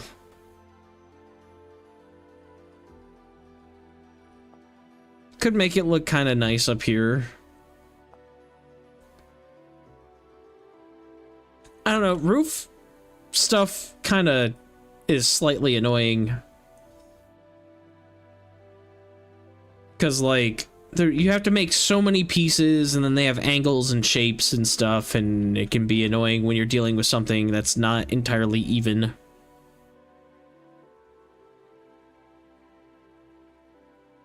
I think what I'm gonna do, honestly, is I'll just make a bunch of rammed earth like this, and I will put a temporary rammed earth roof over this so that it counts as a room. And then over time, I will add to the actual roof.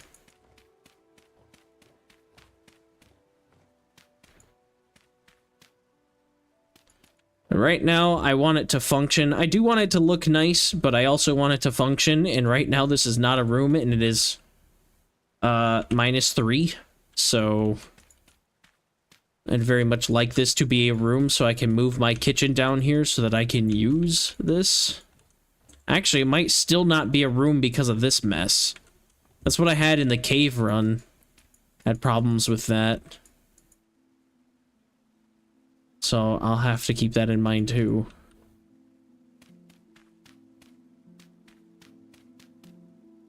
Also gotta make sure I don't hit my head on anything. Like, that will... yeah, that'll bother me. So can't do that. Need to have it be... like up, and then do that again. Reverse staircase. Oh boy. Place.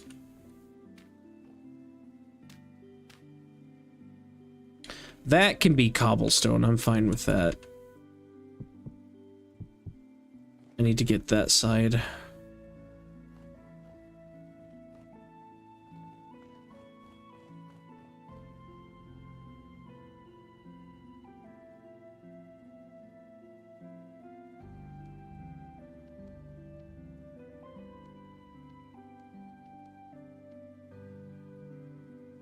I think for now, though, we'll just do that. Alright, this shouldn't be too big. This should be a room. And then this should be its own thing, but... game, tell me if room. If not, I'm gonna guess it's that. Debug. Oop. Rooms high. Yeah, not a room. Okay, then it is because of this. Still no? Then it's because of this. Well, see, like, this is actually still contained because the water's there. So I probably need to put some doors here or something.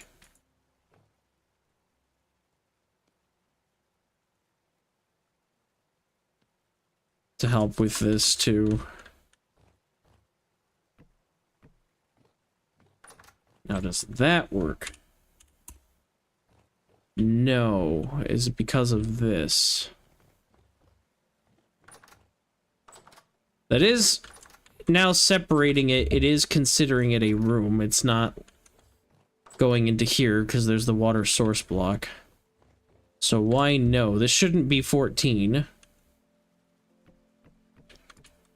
6, 7, 8, 9, 10, 11, 12, 13. I guess technically 14 maybe, but no, it's this room.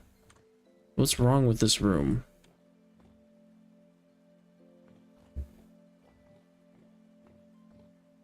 Is it? Well, no, because this wall I just counted from there to there. And it's definitely not 14 this way. Is it 14 for a room? Or is it... I think it's charcoal pits that are 11 by 11 by 11 or something, and rooms are 14. Or is it 17? I don't remember. That's the type of stuff they need to put in the handbook, so I don't have to look it up in the wiki.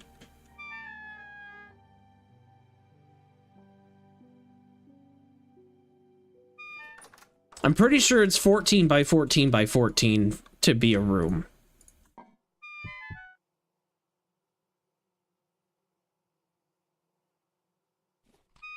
I'll have to look it up on the wiki real quick, though.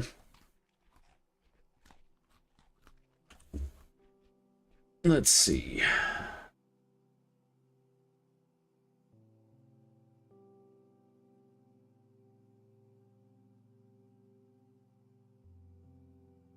$14, yeah.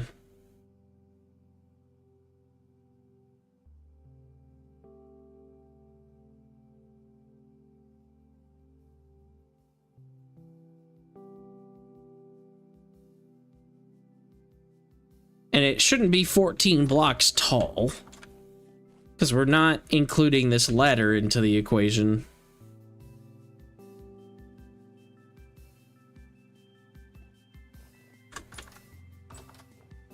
Like, the tallest point in here is what? That's not even being considered right now. Wait, oh no, it is. Okay. So this spot, 2, 3, 4, 5, 6, 7. Like, there's no way. And it's not counting the water, because that's blocked off, so why is this not a room?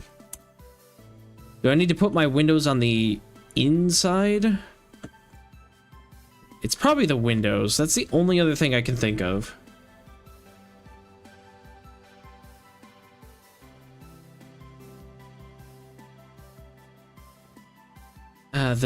These windows are gonna fall.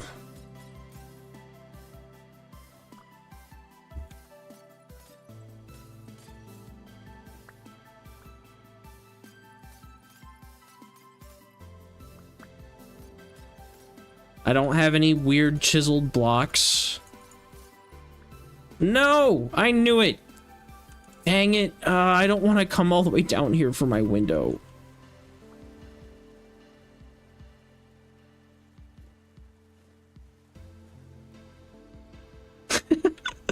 I love the typo. Just ate some of the chili and it's dacious. Oh man, it must be really good then.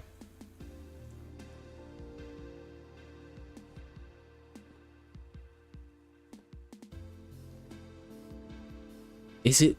No, it's not this.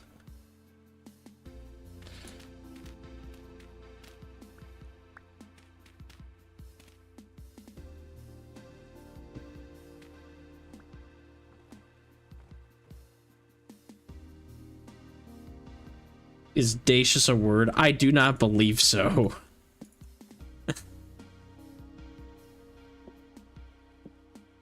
That's how good it is. He made his own word up for the food. It's gotta be these windows, right? I won't know until I mess it all up. But I like the little ledge on the inside like this.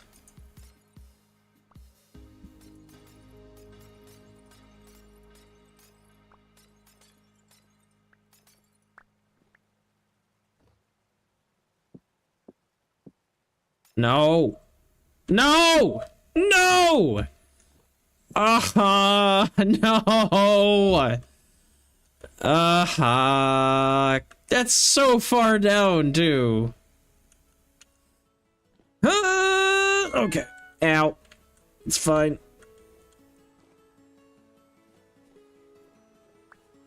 Eh.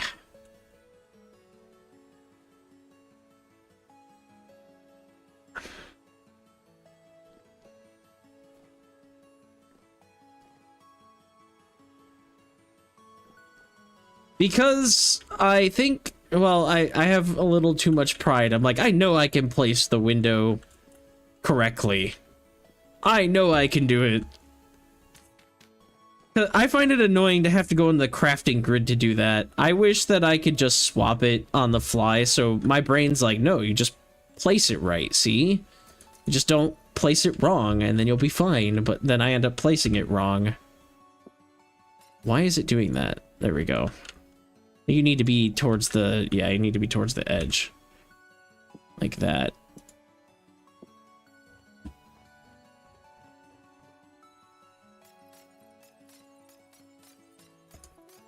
Don't fall, I swear to God. Okay.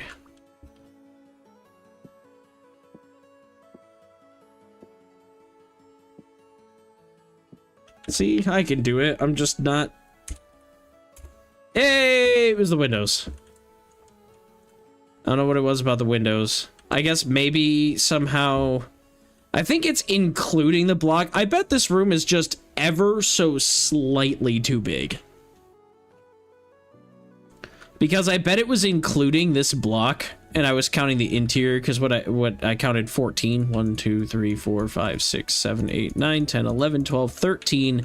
This would be 14, and I bet it has to be including the wall or something, and technically, since it was on the other side, blah, blah, blah, blah, blah, blah, blah.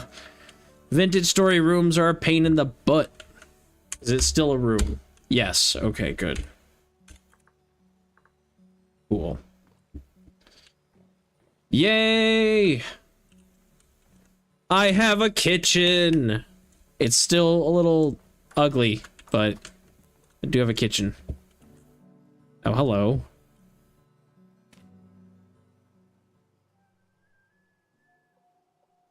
Yeah, a mode change? Absolutely. Press F on the keyboard, boom, pick your orientation. Way better. It would be way, way, way better.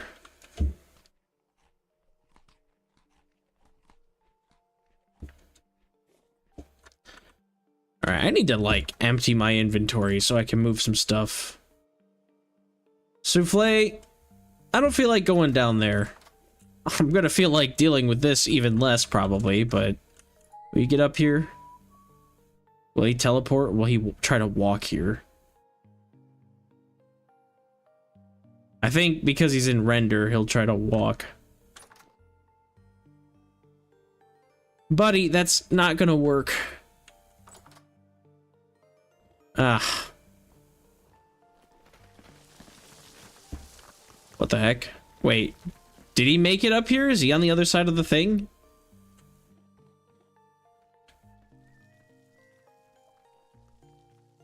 Where the heck is he? I don't see him. Ah! Alright, I'll just need to make sure I use the flute on him next time. This should have more space anyway.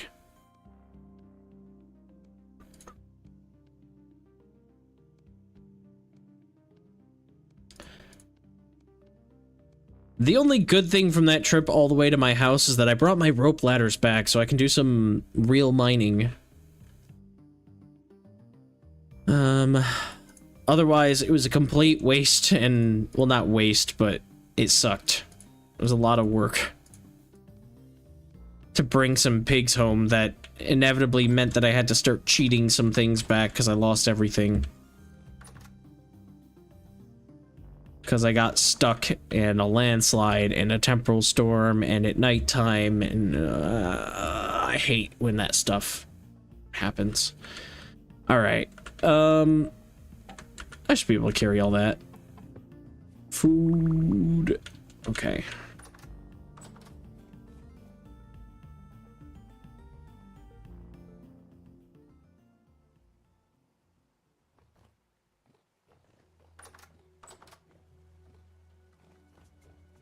Alright, and since I have a mountain right here, this is perfect cellar territory.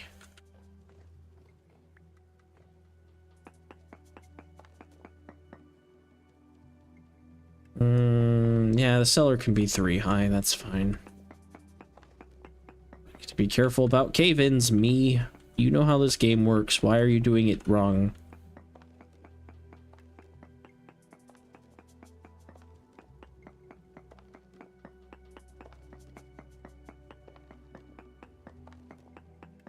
You know what would also be an awesome change for mining? We were talking about mode changes, and it made me think about it. There should be a way to change your pickaxe mining mode so that you can, like if you were to press F on the keyboard, it would drop the stone block instead of the little rocks like that, making like Kern acquiring much, much better.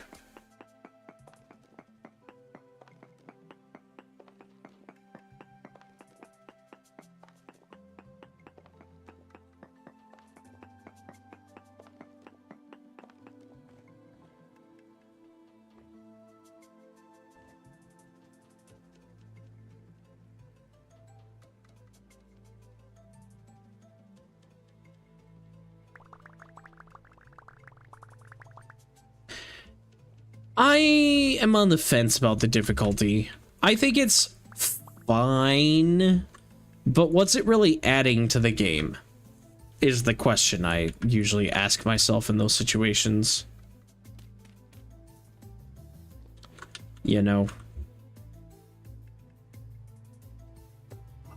And I just don't see where having it be difficult to get stone blocks when people want them for whatever, building houses or whatever, really makes a lot of sense.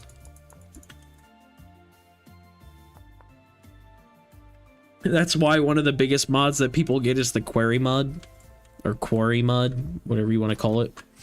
The one that lets you mine stone efficiently without having to deal with all that crap.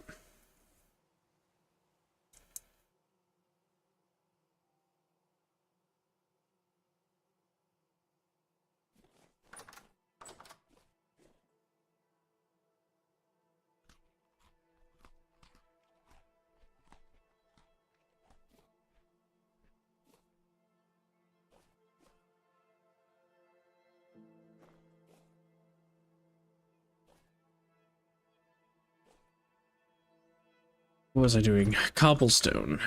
I need more of that.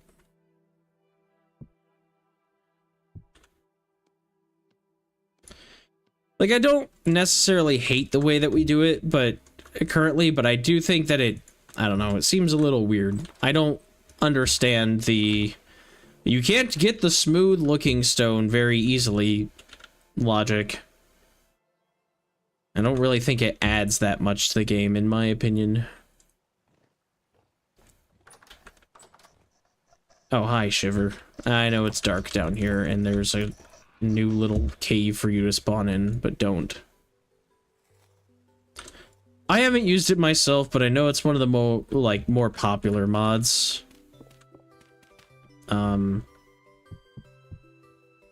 So, yeah, I don't know. It was just a thought. Like, I don't care if in-game there's, like, a more difficult thing that I have to do.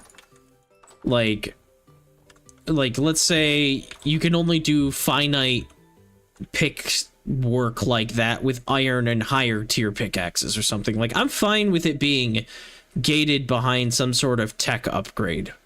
But I don't like that I'm at the end game and let's say I want a basalt stone so that I can make a basalt kern, that I have to like do the weird hex pattern and all that. It's like I'm kind of at the end game. I'd like to just get the thing. I've already done it like 3 times, you know. So again, not the end of the world or anything, just food for thought.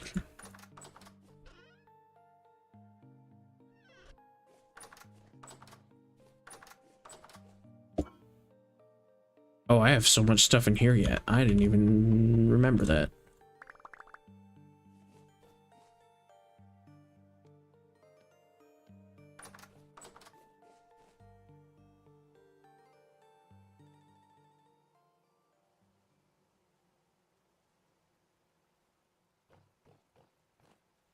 I don't like Carry On myself. I really don't.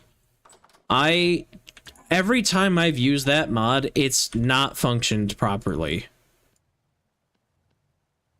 And I don't know why that is, because it seems to work just fine for everybody else, but it just doesn't for me. I wish I could get into it more, because people are like, oh, it's so nice to be able to carry your box around with you. And I'm like, every time I've done it, it's broken something to the point where I've had to quit and reload. And I don't know why. I'll look up, like, on the mod page, I'll be like, this is how you do the thing. And I'm like, cool, it's still not working. Like, make sure you don't have things in your offhand. I don't. Make sure this doesn't happen, or this isn't a thing. I don't. It just doesn't work. I think it's because I've changed my key bindings, and there's something with it not liking the key bindings. Because I don't know how a lot of people play, but I was a console gamer at heart, and we've had this conversation before, I believe. So, like, for me, like, crouch, most people, that's control. left control for PC gamers. For me, crouch is the B button on a controller. Like, that is what my brain instantly is like, yes, that is crouch. And so, like, for me, I kind of need to have that thing on my right hand, so I put it on my mouse buttons. So for me, crouch is right here. And I think because I rebound it, I've had problems with that mod working properly. I can't confirm that, but that's what it feels like. Because most people I know don't have the problem. But I do. Every time I use it. By that logic, you can go into creative and give yourself the block. I mean, yes, but it's not so much about, like, I guess I don't understand logically why I can't get a big chunk of rock from a bigger chunk of rock using a pickaxe, why I have to get a tiny piece of rock from a big chunk of rock. Like, this is an entire mountain. I should be able to get any size rock because I pick the way that, you know, I'm supposed to pick. But this game has it in a way where it's like, well, you have to break all the blocks around it 360 degrees. I don't know. I feel like it should be a little bit, like, I should be able to drop multiple blocks at once. Like, let me cookie cutter, like, 10 at once instead of having to honeycomb everything. I just want a better, more efficient way of doing that, is all I'm saying. I'm not denying that that's what you have to do. You have to, like, obviously it falls, that's what you would do with a pickaxe. If you wanted a big rock, you'd have to 360 degree cut around it. But I want, like, 10 of them. So I have to 360 degree around every single individual block. They can't be next to each other, because what you would do in real life is 360 degrees around a chunk. The whole thing would fall down to the ground, and then you'd break that into segments. Like, what if I could take the chisel, which is just used for aesthetic stuff, and, like, drop, like a 9x9, or not a 9x9, but like a 4x4 chunk of the cave wall or ceiling, have that hit the ground, and then take a chisel and a hammer and break each block individually like that, instead of turning it into a chiseled block, because I don't want it to be chiseled. I want it to just be a block. Or chiseled blocks that aren't modified could be used in crafting recipes, I suppose. That would be another way. Those are, like, things that just make more sense to me. Hey, Shin, what's up? Change keybinds causes shenanigans sometimes. That's what I think it is. And yes, like the query mod. I've never played with the query mod, but I know a lot of people do. They like the query mod. So we were just talking about, like, being able to get stones a little bit better. I don't know how it works, but that, like, my logic is, big piece of rock you can turn into any other size piece of rock you want easily by just cutting around the size that you want, instead of being forced to do a 1x1 at a, like, each 1x1 individually. That's all I'm saying. Where should I put my... I'm gonna start starving. I don't really have time to mess with that. Whoopsie. I'll move some stuff around. Actually, well,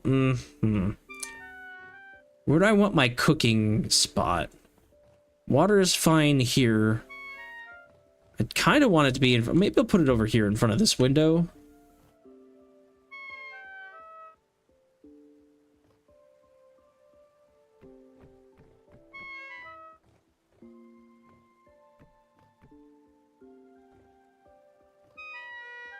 That's not how I want that. I don't have any more food because it took so long to make the kitchen.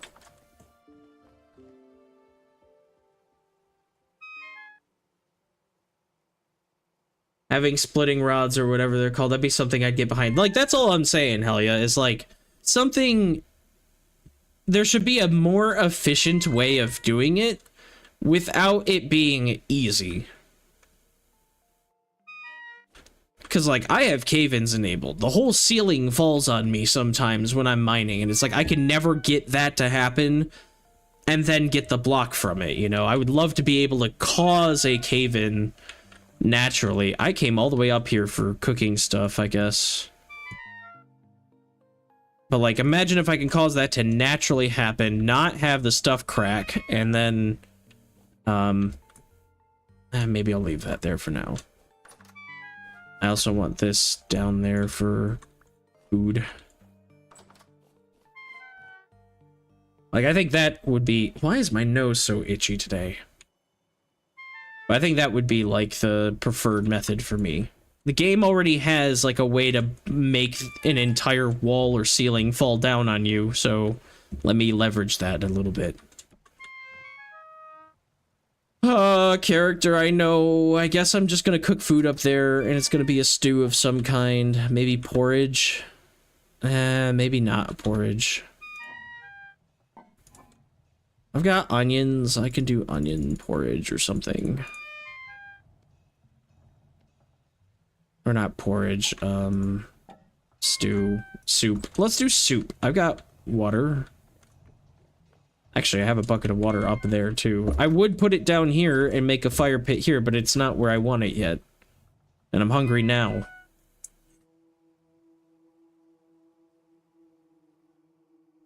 The quarry mod is fun. Cutting out large chunks of rocks with splitter plugs is so satisfying. Yeah, like that sounds amazing. I want to get that, though this world is vanilla. No problems if you gotta go, Helia. Appreciate you stopping by, as always. Oh my goodness gracious. Please go into the cooking pot like I want you to. I will just squeak my way over here for a while.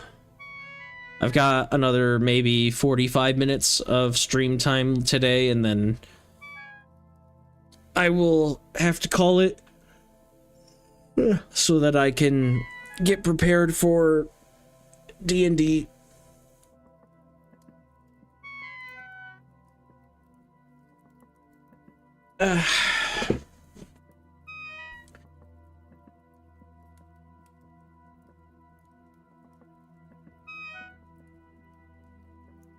Fair enough. Well, I appreciate you lurking. Thank you, thank you. Currently fiddling around 1.22 update for Draconis, and they changed so many thingies. Oh no. You know, it's so, like, the things that they changed, how does that impact your mod? I'm curious about that.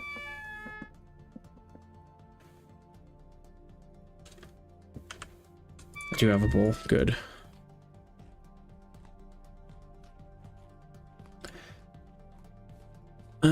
I might have to make a steel chisel. This iron one is not gonna last.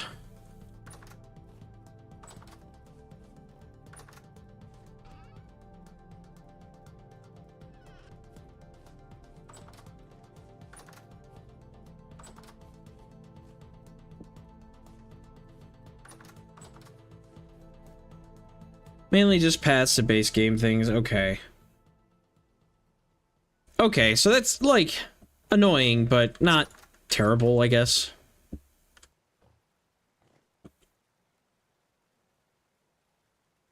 Because I was wondering if they had changed, like, how creatures move or something, and that messed up, like, Jaunt, and then you can't use Jaunt, or whatever. You know, stuff like that.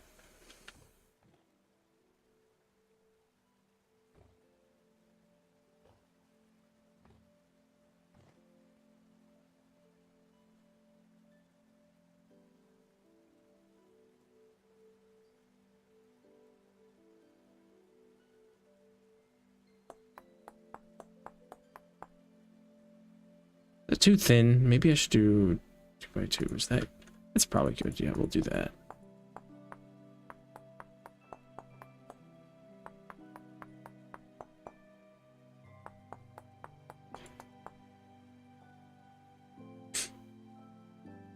Rare Thursday stream. It is Wednesday. It is Wednesday, my dude.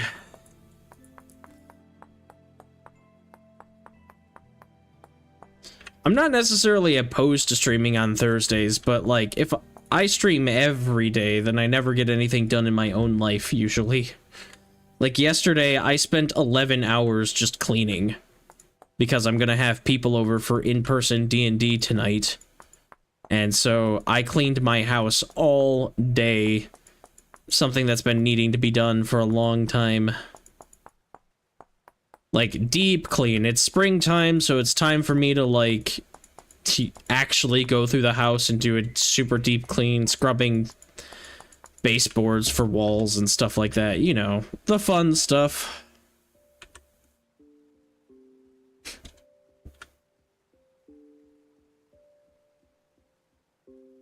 Jaunt has thankfully already been updated to 1.22.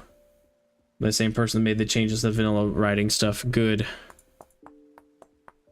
I guess I didn't realize that, like that, so like a dev works on Jaunt too? Interesting. That's what it sounds like anyway, unless I have that wrong.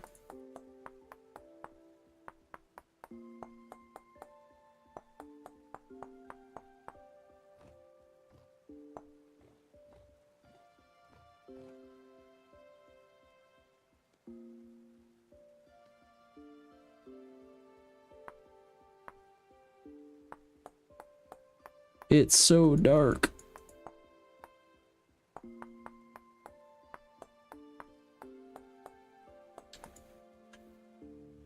Loopy, what's up?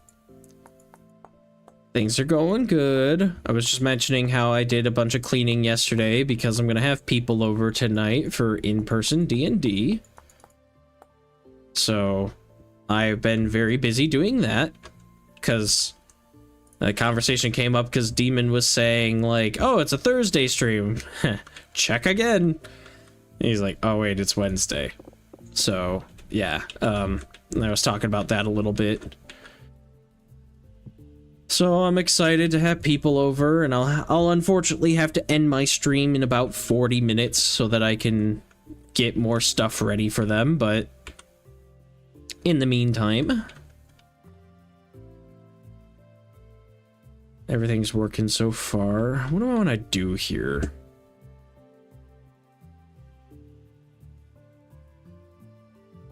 Forgot it's Wednesday because it's a short work week for you. Starting your vacation on Friday. Happy vacation, dude. If I remember correctly, it wasn't too long ago, like a week or two ago, you were talking about how things were like pretty busy. So, it sounds like you need a vacation. Unless that was somebody else I was thinking of, but I thought that was you. I guess I want my new fire to be here, because I don't want my ovens in front of my window. I want to be able to see. I don't have any firewood down here. I can fix that. Ooh, now it is very dark. Up, please. I can't tell if I'm going up. I don't think I'm going up. Oh, I am up. Okay. Don't forget your lantern. Mental note. Let's take some of this firewood down.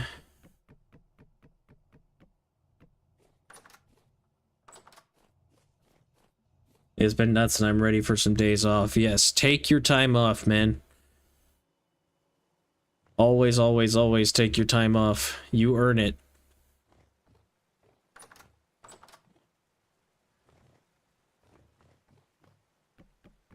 That's one thing I didn't do at my last job. I just spent so much time, like, trying to save it up for holidays and whatever, and never used enough of it on my own self.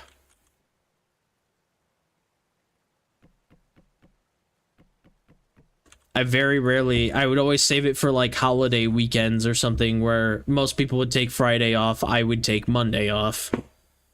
Just so that I could guarantee have it approved.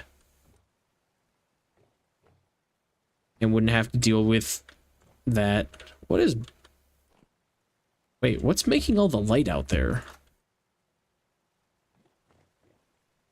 What thing is making light here? So, oh, it's my elk! He did try to make it to me and fell. One perk of my current job is to get I get 2 paid weeks of vacation. Nice. We got, what the heck did we get? We got 2 weeks, I believe it was, of time, but we were all salary, so it wasn't paid or unpaid. It was just 2 weeks, and you had to use them for everything. Sick days, vacation days, whatever, personal time off. That is what you had. And, like, I personally felt like that wasn't enough because we were now incentivized to come to work sick, which meant that sometimes you just felt like garbage.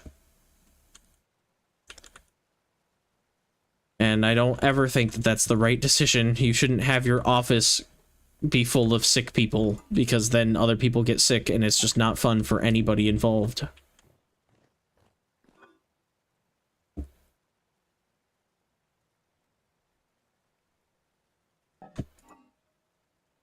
I need to use these berries up, so I guess we're making more cheap flax bread stuff.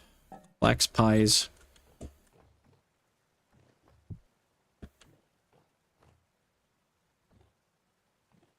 I'm gonna probably start starving before that happens, though, so I guess I'm eating onion or 2. Hopefully just 1. Things will properly stack. Then I'll sit here and grind this. Give me 5 minutes, I'm gonna use the restroom real quick.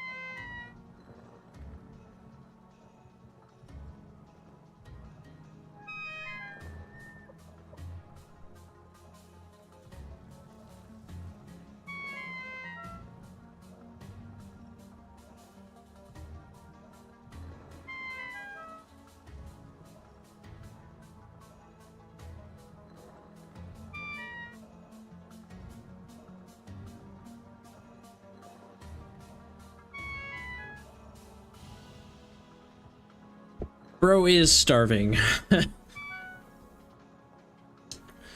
I'm trying to make pie before I have to do anything else. I've got, like, the perfect ratios for pies.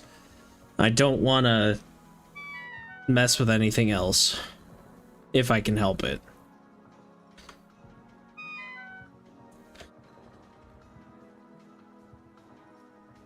The reason why I'm starving now is because I had to delay making my food because I was moving my stuff to my new kitchen, which is still not done, but at least it's down here now.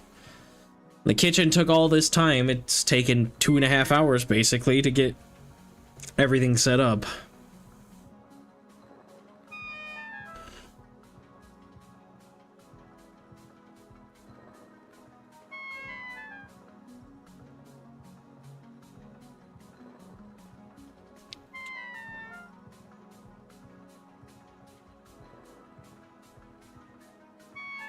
Okay, cool. Though I do have some berries, so I should be able to eat some of these.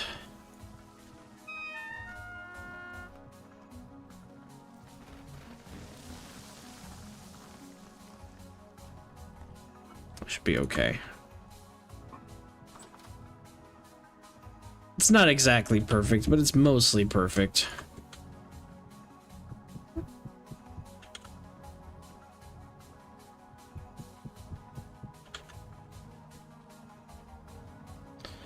Alright, I do have a torch. I'm not gonna put the ovens up there yet. It'll be fine over here. This will be my pie making factory for now.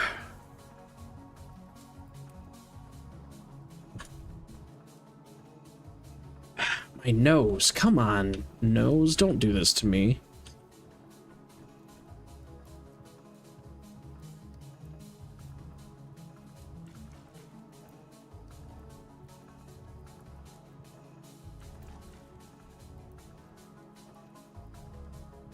It's like, it's just itchy. I think the problem is that when I take a shower, my skin dries up or something, and so, like, it just gets really itchy.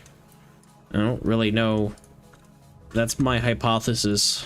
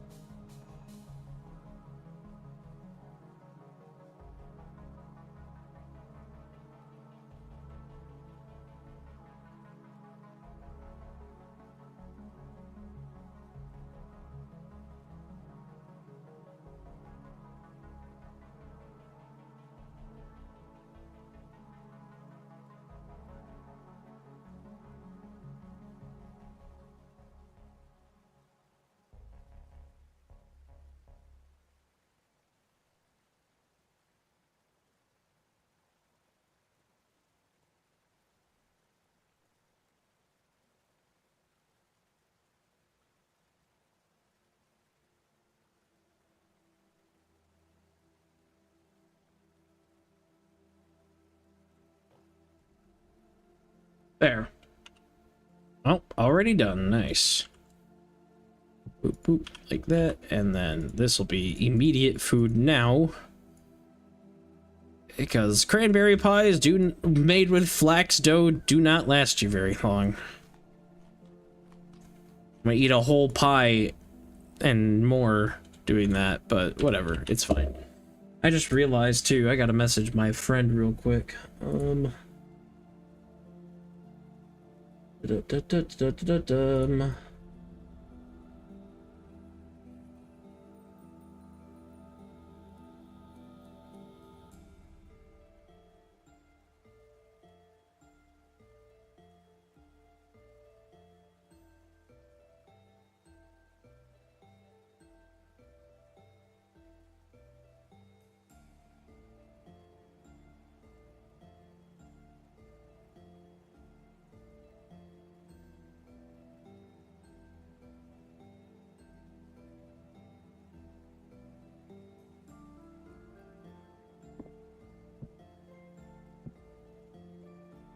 Game.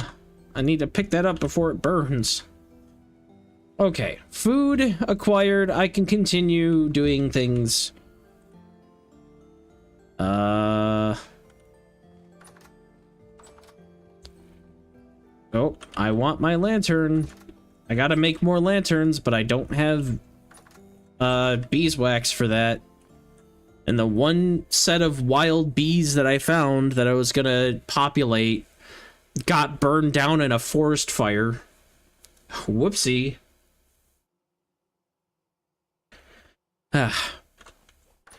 So yeah, now I gotta worry about that. Cobblestone, basalt. What's the thing for slabs? 3 rocks. Okay.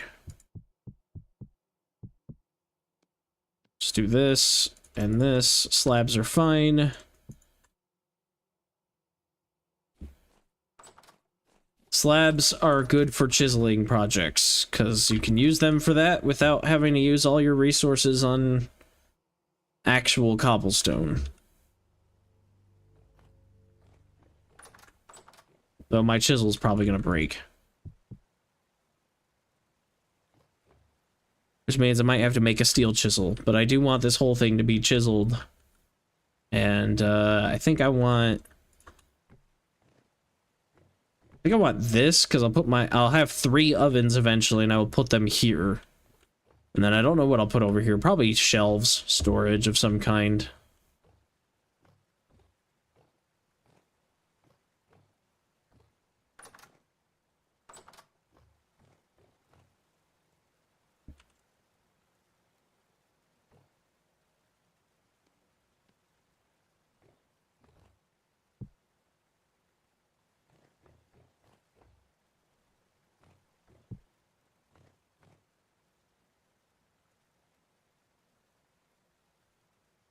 Okay.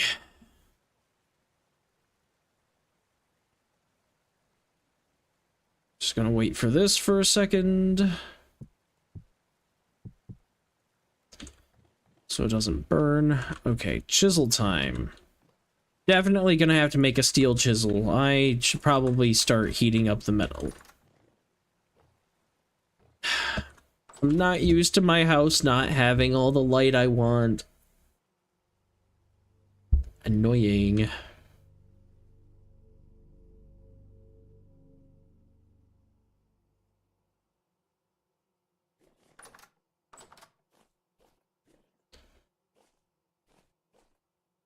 Alright. Stealing it. Anything else? I think just chisel for now is fine.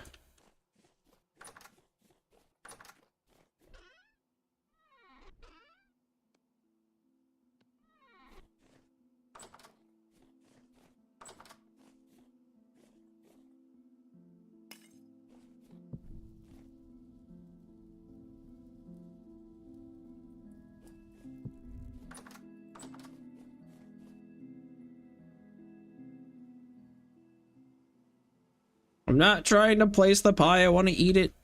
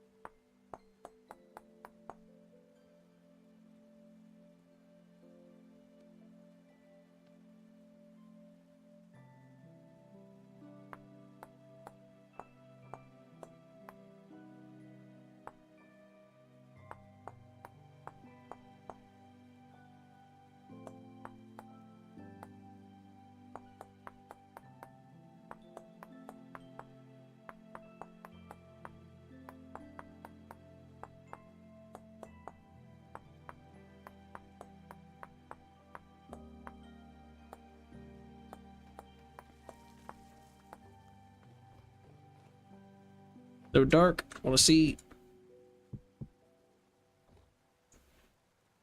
I can't get distracted too long on that. I don't want to burn the pies. I should have enough temperature to do that. What's this chisel at? 79? It's a little low. See if I can get one more block.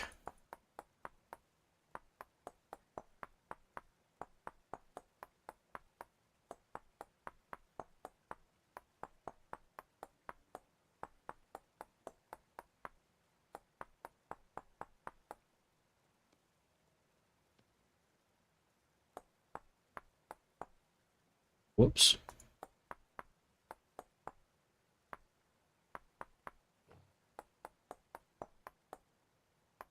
I love having stone countertops.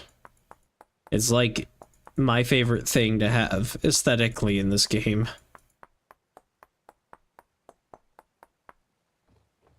I don't usually get into chiseling, but I don't like just random chunks of wood with a fire pit on top of it.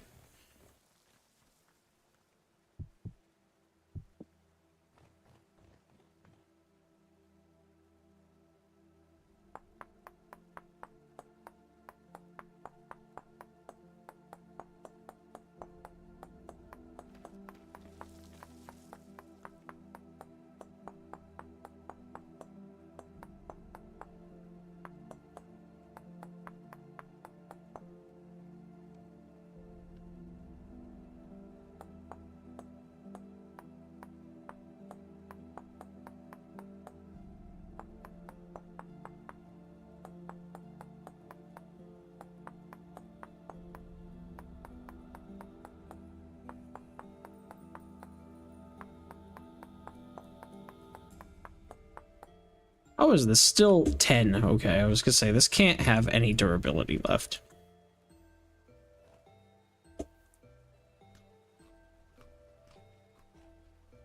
Alright, come on. You can do it, I believe in you, Ovens. Just a little bit more. Just a little bit more. Just a little bit. Come on. Yeah, there we go. Perfect. Alright. So I'm gonna need like 2 more of those, but then the rest are gonna go in here. Nice.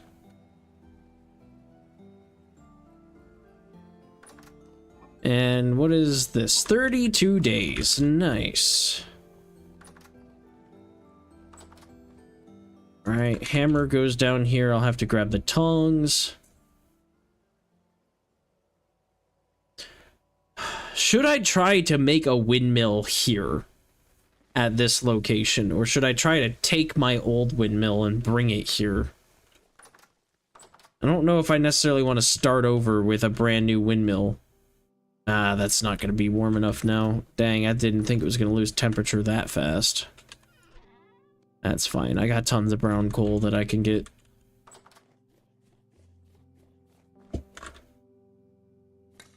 Because my other place has 4 windmill rotors, giant tower, can power 3 Hellhammers. It's also where I'm making all my steel, and part of me wants to, like, leave that there because I have multiple iron mines that I've found over there that I can pull resources from, and I could just, in theory, go over to my old house, though it's kind of a pain in the butt to do it, but I could go over to my old house and, like, stay the winter and just make steel. Mine iron, make steel, but, like, the process of making iron into steel will take a long enough period of time that I don't think I'm going to be able to make too much of it. This is pretty much all the steel that I have left, so part of me says I should start my steel production stuff over here, but if I'm going to do that, I can grab all of the basalt cobblestone I used over there, all of the windmill rotors, all of everything, and just try to haul it back here on my elk.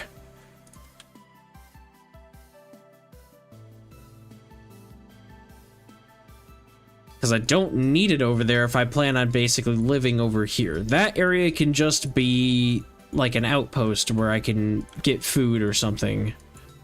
I've got some animals over there, so I can use it for like making certain foods or whatever if I wanted to go over there and whatever. But I'm planning on bringing pretty much all those animals over here. I don't want to abandon it completely, but like, yeah, I don't really have a plan for that place because this is going to be the next base.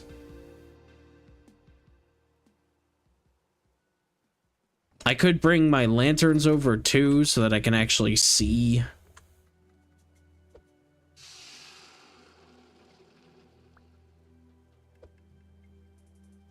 Oh, come on. In the water. In the water. It's not wanting to do it. Still not wanting to do it. Okay, fine. You want to play hardball? Water.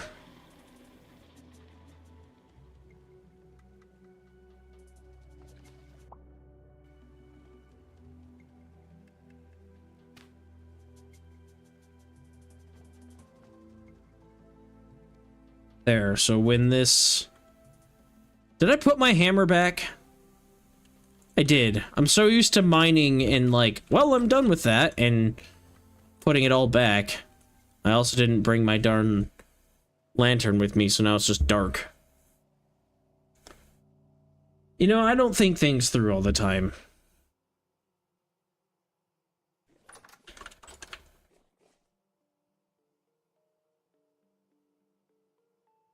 Tongs can go there. Hammer goes in inventory.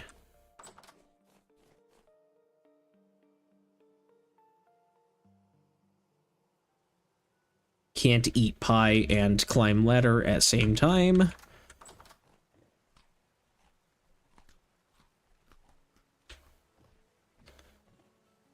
Okay. Chiseling.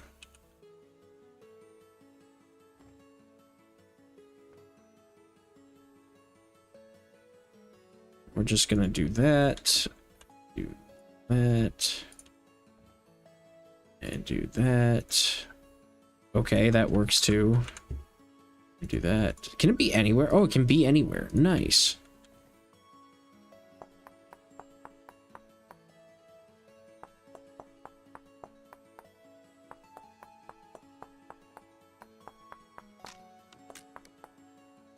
Ah, no. 2x2. Thank you.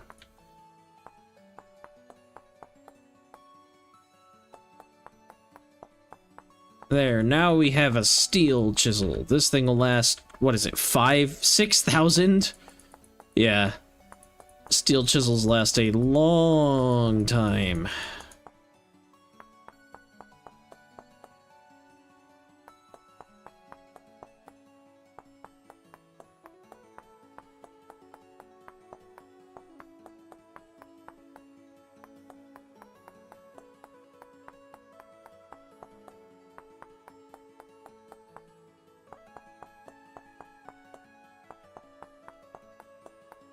It's so peaceful just to chisel and take care of some of these things, make your house a home.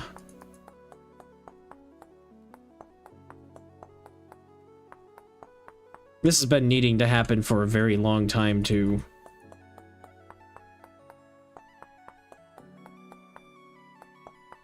It's kind of crazy to think I've spent most of a year in this next location, barely returning back to my base. I think I've returned back like 3 times, but most of it's been me trying to get like essential materials from one base to the other, and then I grew all the flax and everything here. Rice and spelt.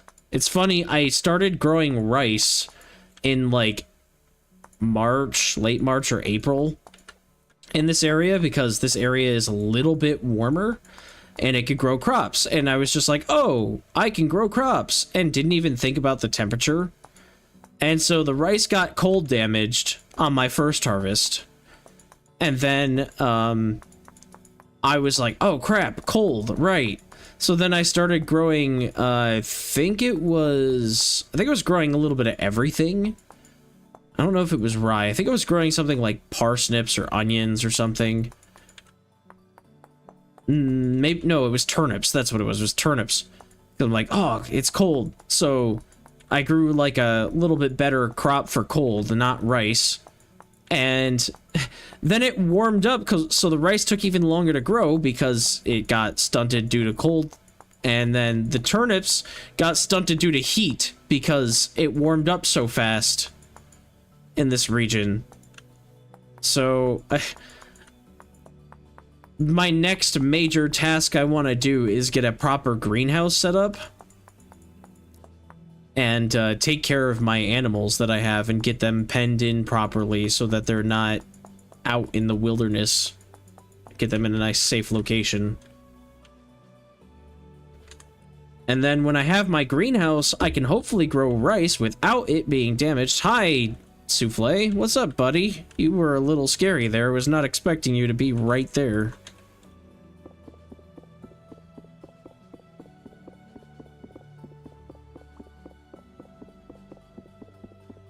And by the next major harvest I do, which will be after this winter, I will hopefully have 3 ovens. That's my plan, is to have a 3rd one there.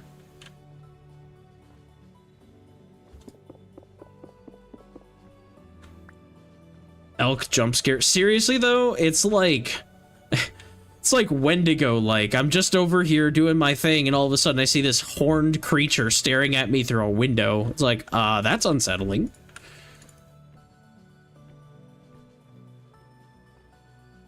Whatever, that's fine. I'll probably fix that corner here in a bit. My kitchen is nice. Small cellar, but that's okay. Great progress today. Good progress. This went from being a hole with some walls and no glass to a nice...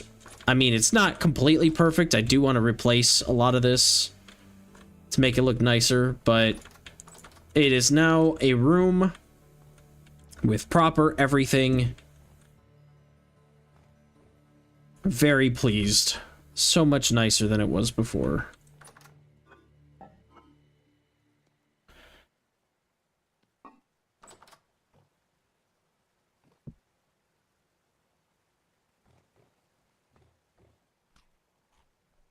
Wendigos and Outward. I'm excited for Outward. I really am. I still need to grab the lantern that's down here, me. Come on, brain. Where's the lantern? Upstairs? What the heck's my lantern?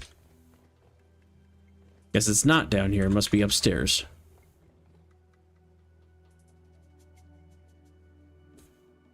I'm excited. I'm excited. I want to see what their take on it is. Because I've been playing Fallout 76 a bit, because I was in the mood for a Bethesda game. And Fallout 76, their version is basically just worse ghouls. Nothing too crazy.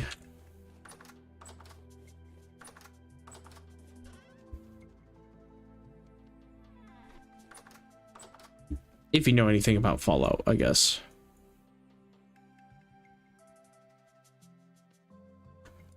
But they also have the Mothman and I believe the Jersey Devil. As well as a weird werewolf-esque thing. Like, they have a lot of cryptids in that game, which is really cool, honestly. I need to get more flowers for my apiary, too. Only played a little bit of 76. Yeah, I got it in the winter sale for like $5. So I was in the mood to play a Bethesda game, and I had heard that people were like, Fallout 76 actually isn't that bad. And so I was like, okay, well, let's try it. Because it got, you know, it had its launch, and its launch was kind of terrible. And there was lots of controversies about it. And it was like always active PvP, and it was buggy and all this other crap. And then after like a few years, people were like, it's a shame that nobody will try it anymore because it's actually a decent game. now that it's been, you know, refined into a, you know, better version than it was when it launched. So I was like, okay, I'll give it a shot. Why not? And so $5 later, I've put in 70 hours of it so far. The story, I don't really know where the story is going or went. So, like, the plot of 76 is, like, it's 25 years after the apocalypse, and you walk out of the vault and are trying to reestablish America, but, like, you are on a quest to find your vault's overseer who left before you, and then you find her, and she's like, there's this virus called the Scorch that you have to deal with, and it turns people insane, and they start attacking other people, so we need to, like, find a way to cure that. And so, like, I followed that quest line, and it eventually got to a thing of, like, you cure yourself. Like, you are able to take a vaccine to make yourself immune to the Scorched virus. And then, like, so you're like, great, I did that. And then she's like, you got to get the rest of the people of Appalachia to also inoculate themselves against the virus. And so you have to do a series of quests for basically a bunch of fetch quests and filler quests to find out information and to be able to talk to the settlers and the raider faction to get them inoculated against it. And you do that by going to a facility and mixing your inoculated blood in with Nuka-Cola. And then they drink it, and that makes them immune. And so then it's like, now that everybody's safe from the virus, she tells you that a different vault basically became New Fort Knox and has all the gold. And she's like, I want to get that gold so that I can establish a stable currency and we can have, you know, American commerce back again. And you're like, okay, so then you have to get allegiance from one of the factions, either the settlers or the raiders, to help you clear the vault and get the gold. And so I did all of that, and in doing that, I got into the vault, I got the gold, and, like, part of the deal, the raiders are like, we get 50%. I didn't go back on my end of the deal, so I gave them 50%. And then nothing happened after that. Like, I can't talk to her and be like, hey, I did the thing, I got the gold. She just doesn't have any quest updates. And there's nothing in my stuff that's like, hey, you need to, like, go do this for her. I have nothing. She just, like, she wanted the gold to build America. Didn't say anything. Like, when I said, hey, I think we should get the raiders to help, she was like, yeah, they have the muscle power, but, like, maybe we don't use the raiders. I'm not sure yet. Hear both sides out before you make a decision. And I ended up settling with the raiders, and then she never spoke to me again. And I'm like, Bethesda? Did I do it? Is the quest over? Or is it one of your bugs?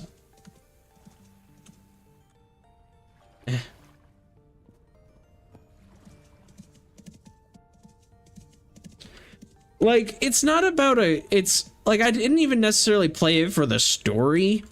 It was just, like, it was this thing of, like, I'm curious to see where it goes. I don't mind that there's a generic virus and a generic plague that you're going to protect people against, but they did have something with, hey, the US government used Vault Tech to make a new Fort Knox, essentially, and it's Vault 79.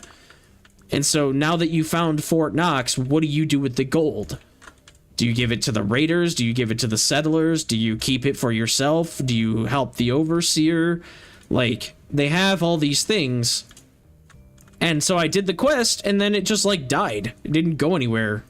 The only other thing I have related to the overseer is there's a thing that says, like, follow the overseer's journey, which took me to a spot where I was joining the Enclave, which is, like, the Illuminati, essentially, of the Fallout world. They're super genius 1%ers that lock themselves into a vault. And so it's like, I was able to join them, and there's a whole thing with them having access to nuclear silos, and the Overseer's voice logs talked about wanting to get access to the nuclear silos. And the last tape I played, because she like had this all pre-recorded on these tapes, the last one I played was like, I need to get access to one of the silos. I did that. I launched a nuke, which is like a event thing that happens in 76. She didn't say anything. I was like, okay. So I have a quest that says like follow the Overseer's journey, but I have no way of telling where I'm supposed to go next. It just says follow the Overseer's journey. I'm like, I did? Question mark? Is there more?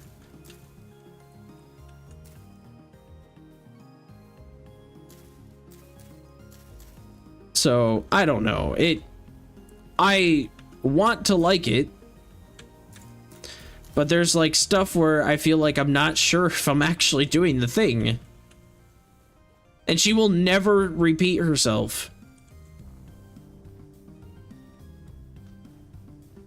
And I'm like, this isn't Dark Souls. I don't expect a Bethesda game to have an NPC tell me not like something once, and then I go back and they don't have any other updates. Like Bethesda games, you can usually even go mid-quest.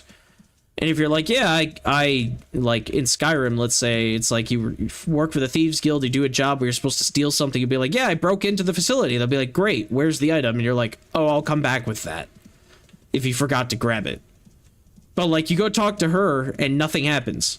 Also, the game's been pretty buggy. There's been a number of instances where like I do the thing and like people will glitch or whatever, and like I'll have to leave and reload the area, and then they're like, oh, the quest, right, and then they continue. Their AI actually works. I'm like, uh-huh. Good to know I'm playing a Bethesda game, but it's annoying in 76 because it like costs money to fast travel and all this other stuff. It's its own thing. It's interesting, but I'm at a point now where I'm basically done with it. I don't want to explore it anymore. The only thing I'm trying to do now is power through the Brotherhood of Steel quest to see what that's all about.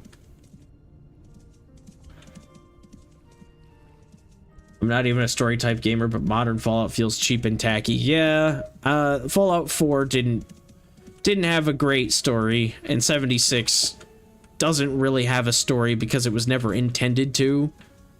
Is Bethesda's way of getting into the whole season pass BS. Make people give them a monthly subscription, and they wanted to have Fallout be PvP.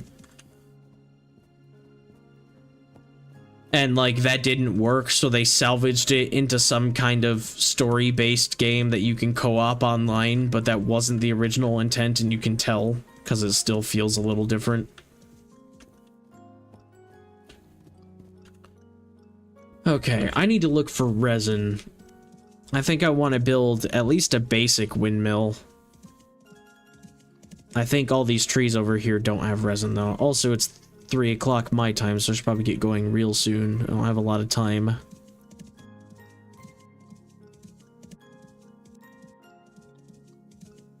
But I want to look for resin before I leave.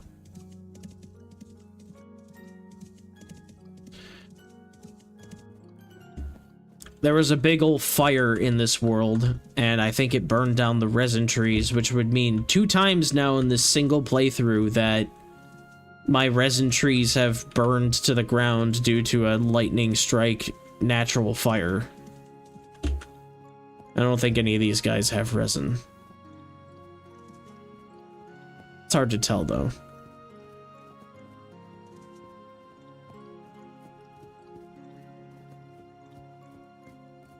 You know what I think it is? New Fallout stuff is written by people obsessed with Fallout, so it worships its own iconography. Yeah. I could kind of see that.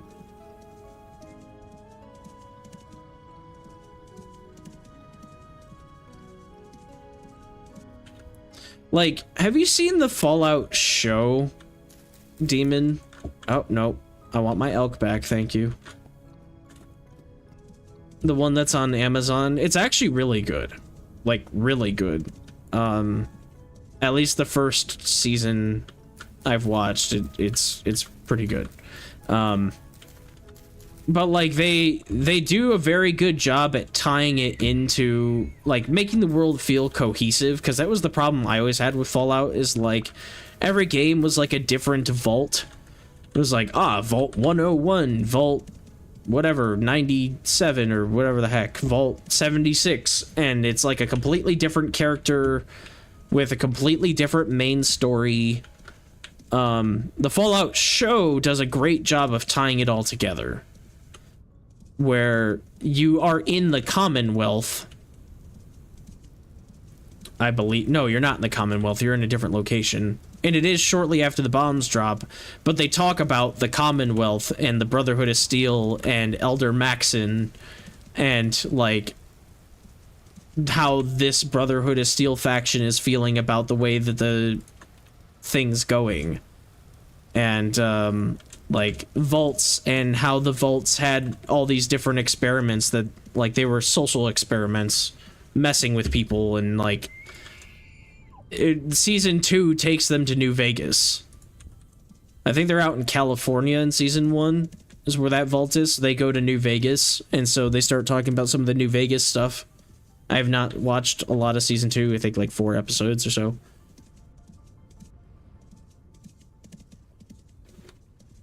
It's not good at first, I'll say. It does get way better though as you get into it. I think 2 or 3 episodes in is a decent judge of it. I liked it a lot. That's one thing that I appreciated by it, was like, you know, we go to locations that the other games have gone to, so they tie in, because it feels very fragmented in the games. You never can go back to New Vegas and see what's happening in New Vegas, because it's not Fallout New Vegas.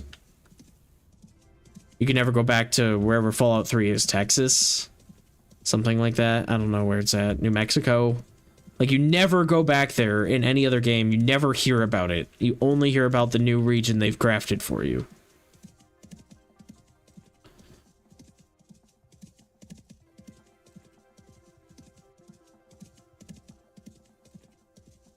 And it's like, I hope that Fallout goes somewhere. That's the thing, is like, I'm not the biggest Fallout fan, but if you're gonna have a post-apocalypse game world where nukes fell and it was actually planned by the government or by major corporations, like, if you're gonna have this thing where humans are bad people and they cause the nuclear apocalypse to continue being bad people, it's like, what's the inevitable conclusion? Where are you going?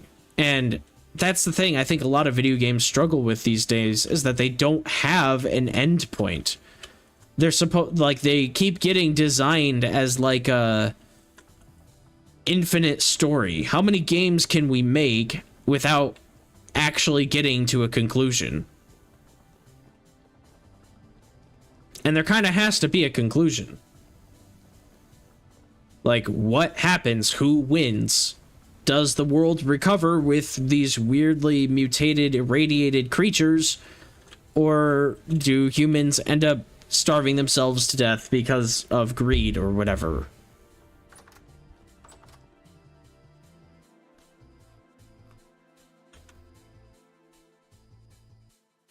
I think how disconnected things were was the strength of old Fallout. There was a focus on smaller, more personal stories, where the post-apocalypse was merely a setting. I agree with that. I'm not saying that it shouldn't be personal stories. I'm just saying I want like, okay, like, all of the survivors now, like, maybe not all of them, there were hundreds of vaults, but like, I want the game to come to a point where it's like the you know, whatever, one of the Fallout games, maybe not the next one, but the one after that or something, is about, okay, like, this is the stuff that happened in these games, and therefore this is now like the result of that, and you know, like, here's what we need to do now.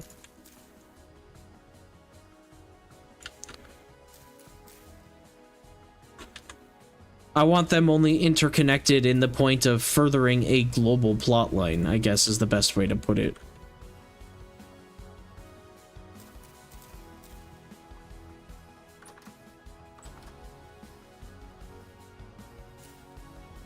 Because as fun as video games are, they're all meant to end at some point. So there's no point in telling a story of Fallout, at least in my opinion, of all these different vaults and all these people and their stories and whatever, if, like, what is the point of that? You told their story, so what? What are they doing?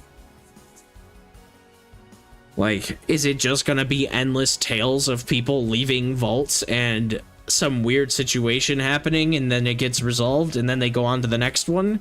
Because then it's just gonna get too samey. You know?